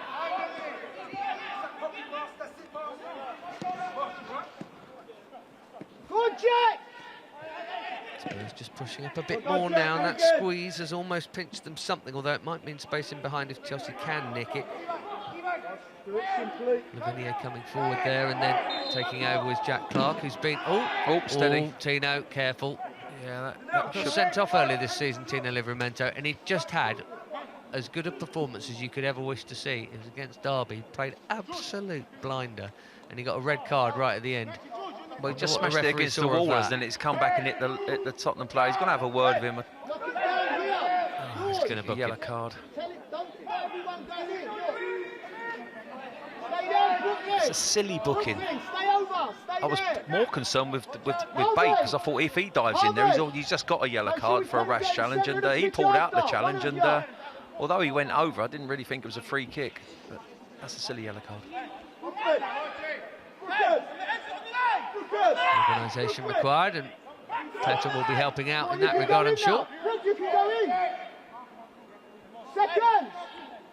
Game of two halves at Kings Meadow. I wonder if anyone's ever used that phrase. It's a poor free kick. George Nunn is there. Huge margin of error to miss him. I mean, anywhere in the next 20 yards. And their big guns roll at the far post. So, again, as you said, it was massively underhit. Chase here from Kieran Tete. Oh, hello! It's a tasty one. Danny's got it back as well. And Dowjani Drinkwater's got involved. No, don't. Please. Steady. And it's all kicking off. Here we go. Referee, good luck with this one. Well, Toby Amolu's run about 50 yards just to start pushing people around, and Danny Drinkwater's reaction is not one of because the challenge that came in to start with from Alfie Devine was dirty. It was wrong. I mean, it was a foul, and all day long it was a foul, but I think there's a massive overreaction here, and you would hope that Danny, being a seasoned pro, wouldn't react like that. You'd also hope the referee wouldn't just stand back and watch it. Just get in there and break them up. Yeah. Goodness me. Right. Well, it definitely feels a bit more like Chelsea and Tottenham now. Like May 2016 at Stamford Bridge. Where's Eric Dyer? It was the battle at the bridge, now it's the battle at King Meadow. But hopefully the referee won't send Danny off. It was a rash reaction. Well, what about the initial challenge, though, from Devine? Oh, it was poor. I mean, he might go for that. But he's going to have a long chat with his assistant here, with both of them. Well, good luck with that. Yeah, I've got a horrible feeling that Danny will get the worst of this because of being a seasoned pro, and you know, I think the challenge from Divine was rash and it was wrong, but you know, the reaction from Danny wasn't the best. Well, Jack Plunk's come over. Alfie Devine, pretty sure the initial challenge was from him. But Alfie Devine first, and it is going to be red for that. Do you know what? I think that's a red card challenge. It's got to be two. So I was watching the official when Danny did whatever he did. He's got to get away because, and Wayne Burnett's got to get him away and calm him down. Well done, Petter. Yeah. Well done, Petter. That was a red card challenge all day long. I think you'll find another one's going to go Danny Drinkwater's way as well here. It's all gone very quiet. What pocket's he going for? Well, he wants everyone away. Well, he's got no leg to stand on, if you pardon the pun. And he wasn't standing on anything when he came in there. Was that a dangerous tackle? Yes. Now, Danny Drinkwater, which pocket? Red.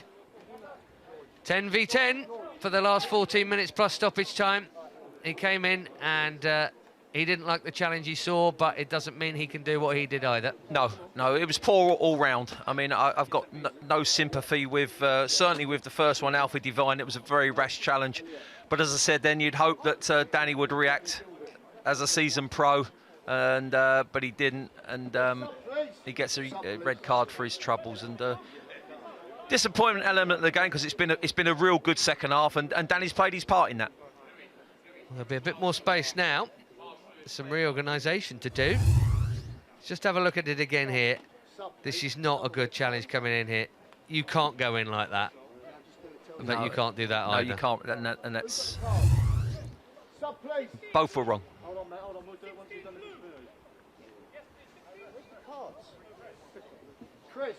And I think we are going to see a substitution as well. Now, someone else is getting a card, probably for what happened afterwards. Either is it Pert Harris? Well, Dinel Simiu's come across because he's captain. He's allowed to be there. So Miles Pert Harris, caution for his part in the melee. I mean, quite how you sort out who of those 15 players were doing something and who wasn't. And I would also suggest he's probably not going to get a card. But if you look at the role that Omoli plays, he runs 50 yards here to try and get involved and starts pushing people about. And all right, now Levi Colwell as well. Colwell as well? I'll take your time, ref. He's really strung this one out. But Levi Colwell is going to be cautioned as well. I think he just said to him, "Are you the 4?" I mean, really? Yeah. Are you the 4? Yes, he is. Well, his name's taken as well. So that's Livramento, Bate, and Colwell, along with Ballo in the first half, who's no longer on the pitch. Danny Drinkwater sent off. Everything about this second half has felt a bit more Chelsea top. Yes, it says, yeah. They're still chatting about it. Well, he had the best view in the house, the assistant on that side there, Mr. Hersey. We'll talk about it after, not now, says the referee to... Still going. Yellow card at best, he said there. The Spurs coach. Anyway, Tottenham have made a change. That's Elliot Thorpe, incidentally, for what it's worth. He's on for them. Well, he's had plenty to say all night, Wayne Burnett, from this sideline, but I have to say I think he's got that one wrong, because there's no chance that could have broke. If Danny hadn't lifted his leg up, that could have broke his leg. It was that bad a challenge. Well, he's obviously from the old school, because he also said there that Danny's challenge, speaking about Drinkwater, was also a near yellow card. So, well, he'd have had them both as yellow. In 2020, they're both reds. And we can argue about that forever, but they are. Nowadays, the ref has got those two right. They both had to go for what they did. First one's dangerous, second one's retaliation. Anyway, 10 men each, 2 goals each, and a partridge in a pear tree. 11 minutes to go here. So who's going to win it? There's a few yellow cards around. Well, yeah, it might not end up 10 v 10. No. Wait for the next 50-50. That's what normally happens. Just need Eric Lamela to stand on Cesc Fabregas's hand. And Eric Dyer to go literally running about the pitch just trying to kick people for 5 minutes and not being sent off inexplicably. There's was 9, wasn't it? 9 Tottenham players carded that night, and Moussa Dembele got a 6-game ban after it. Not that we approve. Anyway, No, we football. Right. Tottenham corner, although not just yet. Come on. Heads on, heads in. And, Henry Lawrence got his on that, and it's away by Marcel Lewis. Wouldn't it be sweet now to win this game? It would be really sweet. In about the 98th minute, and we're probably going to go that far. Yeah, I mean, there'll be a lot of players here hoping to get their name on the score sheet and get the points and get the bragging rights, because it's all kicked off now. 10 minutes to go of normal time. You just need a hero out there. Get over, shuffle over. Shuffle over. Simiyu. Jack, deeper. That's a good ball. Don't play forward, Jack. Stay high. Stay high. A good time to have someone like Petr Cech on the field too, because that young man could have got himself in a lot more trouble. Yeah, I mean, He was looking to go at the officials there. to be honest with you, I'm very surprised. Wayne Burnett's had plenty to say in this game. It took Petr Cech to run 30 yards. And you'd think Wayne Burnett, as an experienced coach, would be there saying to his player, don't get involved, pull him away. Or at least send one of his team over to do it. To do something, you know, but the reaction from the boys, the tackle was wrong, the reaction from the boy was wrong. Again, it's a game he'll learn a lot from. Right, shoots up Bell, doing the pressing. And that's why you do it. That is why you do it, because now he's got the ball at his feet. Oh, it's a foul. That's a free kick in a very nice position for Chelsea. You know, just sheer hard work got us this opportunity. Closing down in the final third, not allowing them to clear it at will. He got a foot on it. We get the second ball and get a free kick edge of the box. The game's so simple at times, Ben. It really sheer is. hard work can get you so much. It's amazing. You can reap what you sow, and he just there puts in a little extra effort that maybe not everyone has all night long. It's enough. Gets a piece of it, and it ends up coming back to him a few seconds later. And look at this now. Just as Chelsea gave away a needless corner early and conceded from it, now Spurs have been forced into an error and giving away a set piece in a very, very dangerous position. And he won't be that well warmed up, Brandon Austin, because he's not really made saves. He's had the ball go past him twice. Marcel Lewis must be thinking right now that corner looks lovely, but Brandon Austin will move in a minute.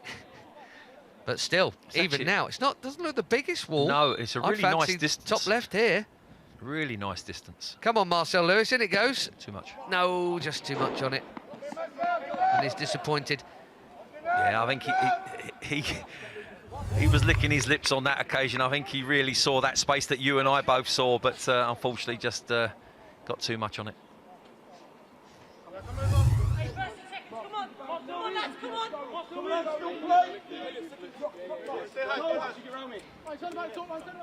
Scored in the Youth Cup this season, scored a lovely goal against Bristol Rovers in the Football League trophy. For once this year, Chelsea didn't get out of the group. And that, very good competitive games. It's 2-1 at Oxford, drew 1-1 at Walsall and won the shootout, which can get you a little extra point. And then they lost 4-3 in the last minute of that game to Bristol Rovers. Get up! Stop getting deep! We ready? Very nearly won it 4-3, as I recall. Lewis Bate hit one from 20 yards onto the upright now. Come on, Jack! Yeah, I watched them last week, Bristol Rovers. They're not bad, Ben. And you know, for us, for a young side to go there and play them and give themselves a chance, they're not the worst I've seen. Lewis again.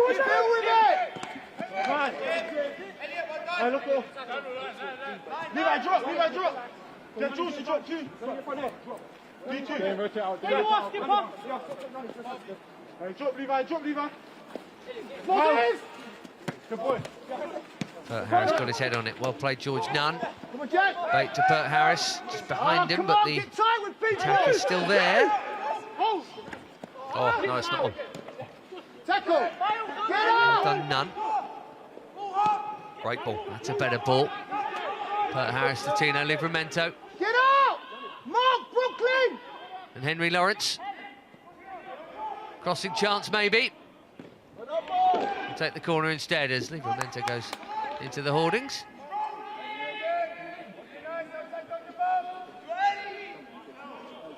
Luke, give him a bid.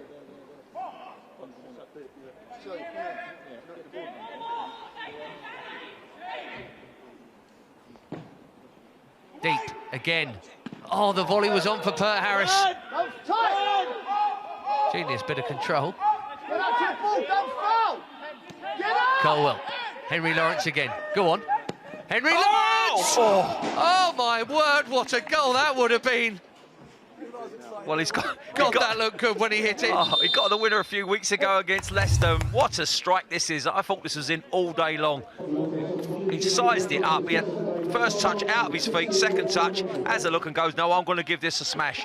And does he smash it? And it's a great contact. And that's just, well, just whisker past the post.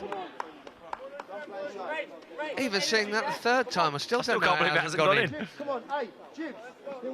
Romain Mundle on for Tottenham. Inside. And they're having a bit of a reshuffle. Not too bothered about what that is, but they are. And Austin here. Oh, Lawrence. If that had gone in, what a way that would have been to maybe win this game.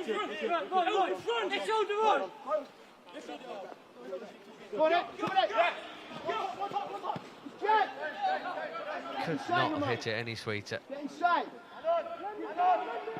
think it shaved the upright and then rippled that side net. These two really have a great understanding. Yeah, they really do. That's a foul. Go. And that might even be an own goal or a handball on the way in there. And Chelsea are doing all the pushing here. Come on, Jack. Well, we've been brilliant second half, Ben. I mean, as poor as we were first, this second half has been outstanding. And that link-up play on the right-hand side has been great. Henry Lawrence on this occasion getting forward, and the defender does so well there because that could end up anywhere. And he gets a little bit lucky, I think, because he's outstretched legs. He doesn't actually know where it's going, but it's great defending all the same. Back in, Jack! Another far post ball. Levi Colwell gets the head on it. It's cleared by White. Get up! Well, this is so like the Man City game a few weeks ago where City looked so much better in the first half and were 2 up, and Chelsea was so much better in the second. They could have, maybe should have won it. Not quite so many clear-cut chances, but they're coming now. Pert Harris! Turnaround complete, and it's thoroughly deserved. It's going to be a sickener for Tottenham. Chelsea 3, Spurs 2, and they absolutely deserve it. He's got 2 off the bench. What a second half. Well, Pert Harris here, he's got, by the way, still got plenty to do. And I remember the goal against Leicester where it came to him on the penalty spot and he tucked it away lovely a few weeks ago. There's a challenge on the right-hand side here, and Spurs are appealing for a free kick, not given. Balls it into the box, pinged back up, just wide of the penalty spot. But that's a great finish. He's got plenty to do there. Keeper stood at a good angle. It's a great finish. Well done, Marcel Lewis, to have the composure to play a delicate little cutback. He's been really good in this second half. I know a lot of them have, Tommy, but Lewis has got one. He's had a hand in both the others. He's really been excellent, having not been spotted with radar because they couldn't get in the ball in the first half. Now, well, we're probably going to have about 9 more minutes of this game, realistically. There's still plenty to go, but this has been a fantastic turnaround. The right-hand side's been excellent in this second half. I mean, it's been fantastic. Livramento's been superb down there, and Henry Lawrence has linked up great. But also this left-hand side, you know, they've really linked up well. And I have to say, George Nunn, as a striker in the first half, had very little impact in the game, didn't really get on the ball at all. He's worked so hard on this side. He's got little scraps. He got the penalty. He's done really well just to break things up a little bit. And against that, Marcel Lewis has picked up the baton as well. It's been a much better performance second half, and I think we actually deserve to be 3-2 up now. Newly arrived sub on the ball goes by the name of Maurizio. His surname is Pochettino, and yes, he is. Son of. He's won a free kick here, is he? Or no, throw. No, it's a throw, but we don't want Lewis Bate getting involved in kicking the ball away or doing anything at the moment. It's important he stays on the pitch, and it's remaining, 1 minute of normal time and whatever extra time's on the... He's been excellent as well, that little man in midfield. I mean, I just love watching him play. Oh, it's been brilliant. I'm just wondering what Petr Cech's going to make of it. When he sits back down tomorrow with the shirt and tie on, go, well, that was fun. I don't know if I can cope with that I don't again. think initially he would have put it in his diary or his logbook, but I think he might do after tonight. You know, he's broke up a fight, he's let 2 goals in, and we end up 3-2 up at the moment. So I think he's enjoyed his night's work. Come off saying, I don't remember it being like that. Where have I been for the last 6 years? Yeah. Oh, I love it. Well, we're going to find out in a minute how much added time and how long Chelsea have to, well, I was going to say hold on, could extend it, of course. The lead. And also to add, 6, Chelsea, is that all? if this stays, Chelsea will be top of the table, which is even sweeter to beat Spurs and go top of the table. It's a double whammy. How lovely. 6 minutes, which, to be fair, I'm amazed, because we've had 3 goals and a host of substitutions on top of all the other stoppages you'd normally get, and that massive stoppage for the, yeah. I mean, the red card. Anyway. I'm surprised it's not sort of 8-9 minutes myself, but that'll do. I'll settle for 6. Blow the whistle now, if you like, Mr. Gill. Turn! Gypsy's on!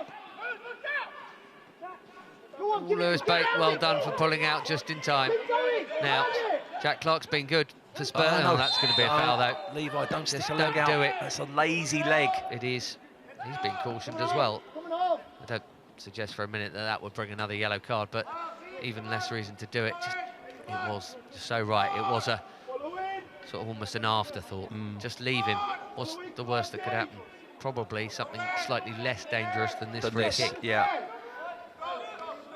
And you've seen Harvey White's got a real good left foot. It's the wand of a left foot, and he'll be looking to do what we tried to do just now, bend it over the wall and get it into that top corner, but hopefully the big man in goal can keep it out. Well, that would just put the sugar on the top of the cake, wouldn't it, if you could just pull off a They world. moved across and need to move back. Just like the one at the other end, it looks pleasant. Well done, Wall, just like the one at the other end. Yeah, and that's 2 free kicks they've had from them distances, both hit the wall. Oh. Break on here. Keeper's come a long way, and well done him. Not only did he get there, he had the composure to play a very good pass. Great tackle, Livramento. Look at him go. Absolute thoroughbred he is. Battling away to the last, still closing down. Well, he's just done 100 yards. Now get back, sunshine. Yeah. Sorry, but you are right. You are hoping for a teammate to get you out of a bit of a trouble. Oh, thank you, Mr. Pochettino. Come on, get up, come on! Maurizio with a Z, incidentally, whereas Dad has it with a C. Slightly curious, but there you go.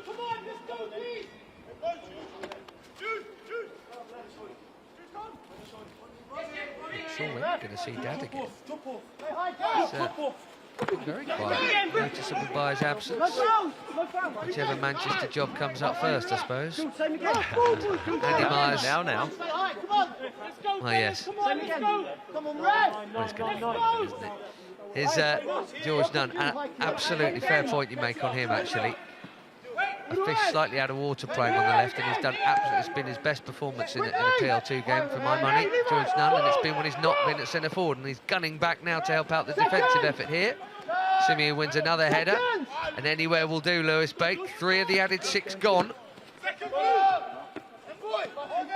Horrible first half, absolutely brilliant second.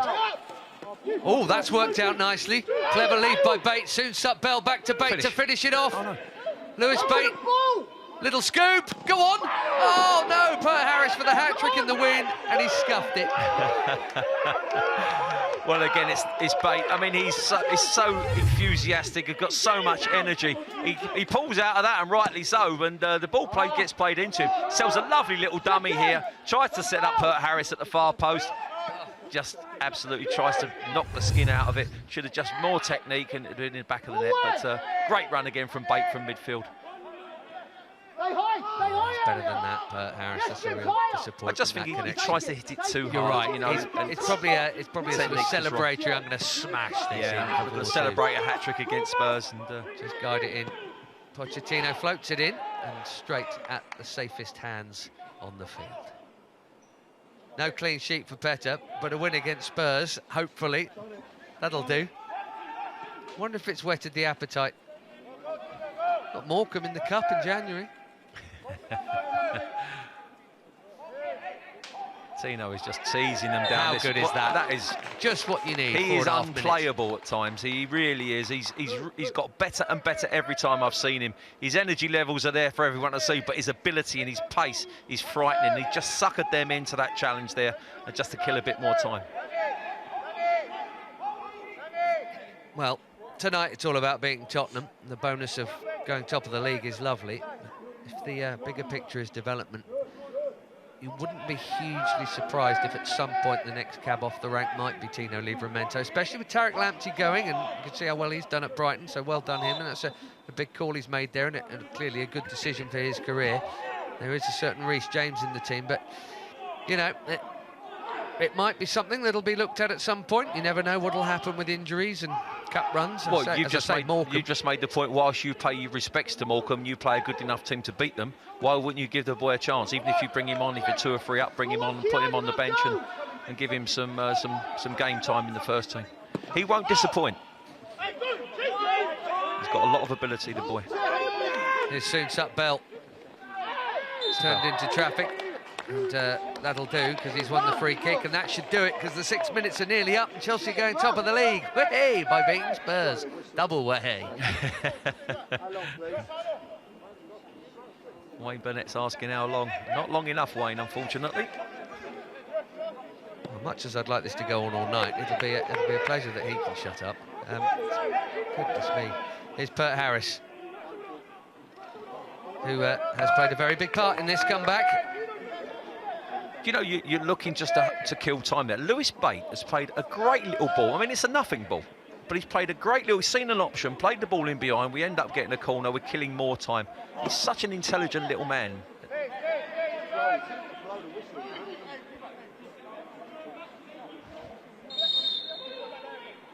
Come on, Spurs, just get back. Get on with it. They say, we'll move out the way then. Still hasn't touched it. Now he has. Pert Harris will just wait to be kicked now. There's the final whistle. You can see what it means. You don't hear roars like that at the end of many PL2 games. It means a lot. Bad-tempered at times. Thoroughly entertaining, especially in the second half. And Marcel Lewis and Miles Pert Harris with the goals. But what a brilliant team performance after the break. Well, I've got to give plaudits as well to Andy Myers, because it was going wrong and he changed the formation, changed the team, did really well. 10 minutes to go in that first half. Second half performance was outstanding. Every Chelsea player, everybody in the blue shirt did their job in that second half, and worthy winners in the end. 2 down and not looking all that to 3-2 winners. Petr Cech, welcome back to football. It's always like this, you should stay. It's been absolutely brilliant. It's finished 10 men each, 3-2 to Chelsea. They've beaten Spurs. They're top of the table. What an excellent evening's entertainment that was, as long as you turned on after about half an hour.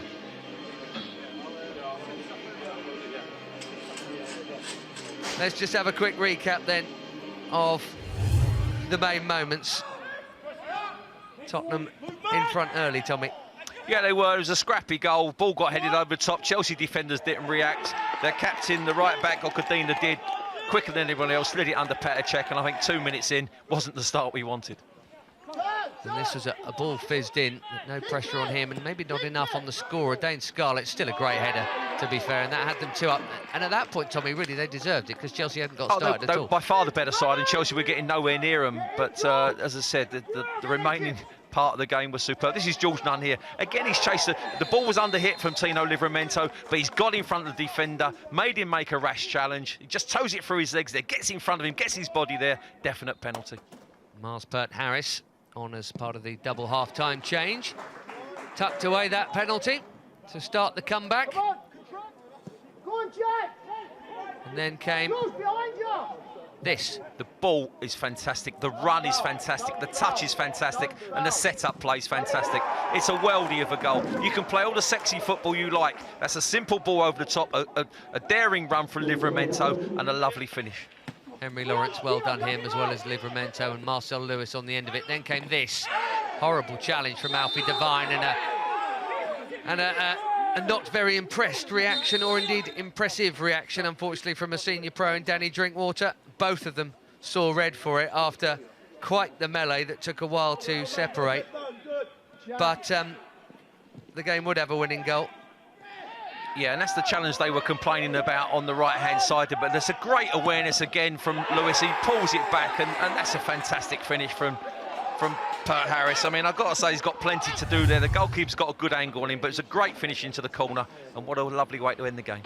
Top of the table. Right, things upcoming on the fifth stand-up. Lots of them, hopefully as entertaining as this second half was. Wolves against Chelsea.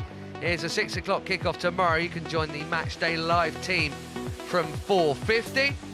There's live Women's Champions League as the Blues look to rubber stamp the position in the last 16. That second leg against Benfica, and more action from the PL2. Hopefully it's like this.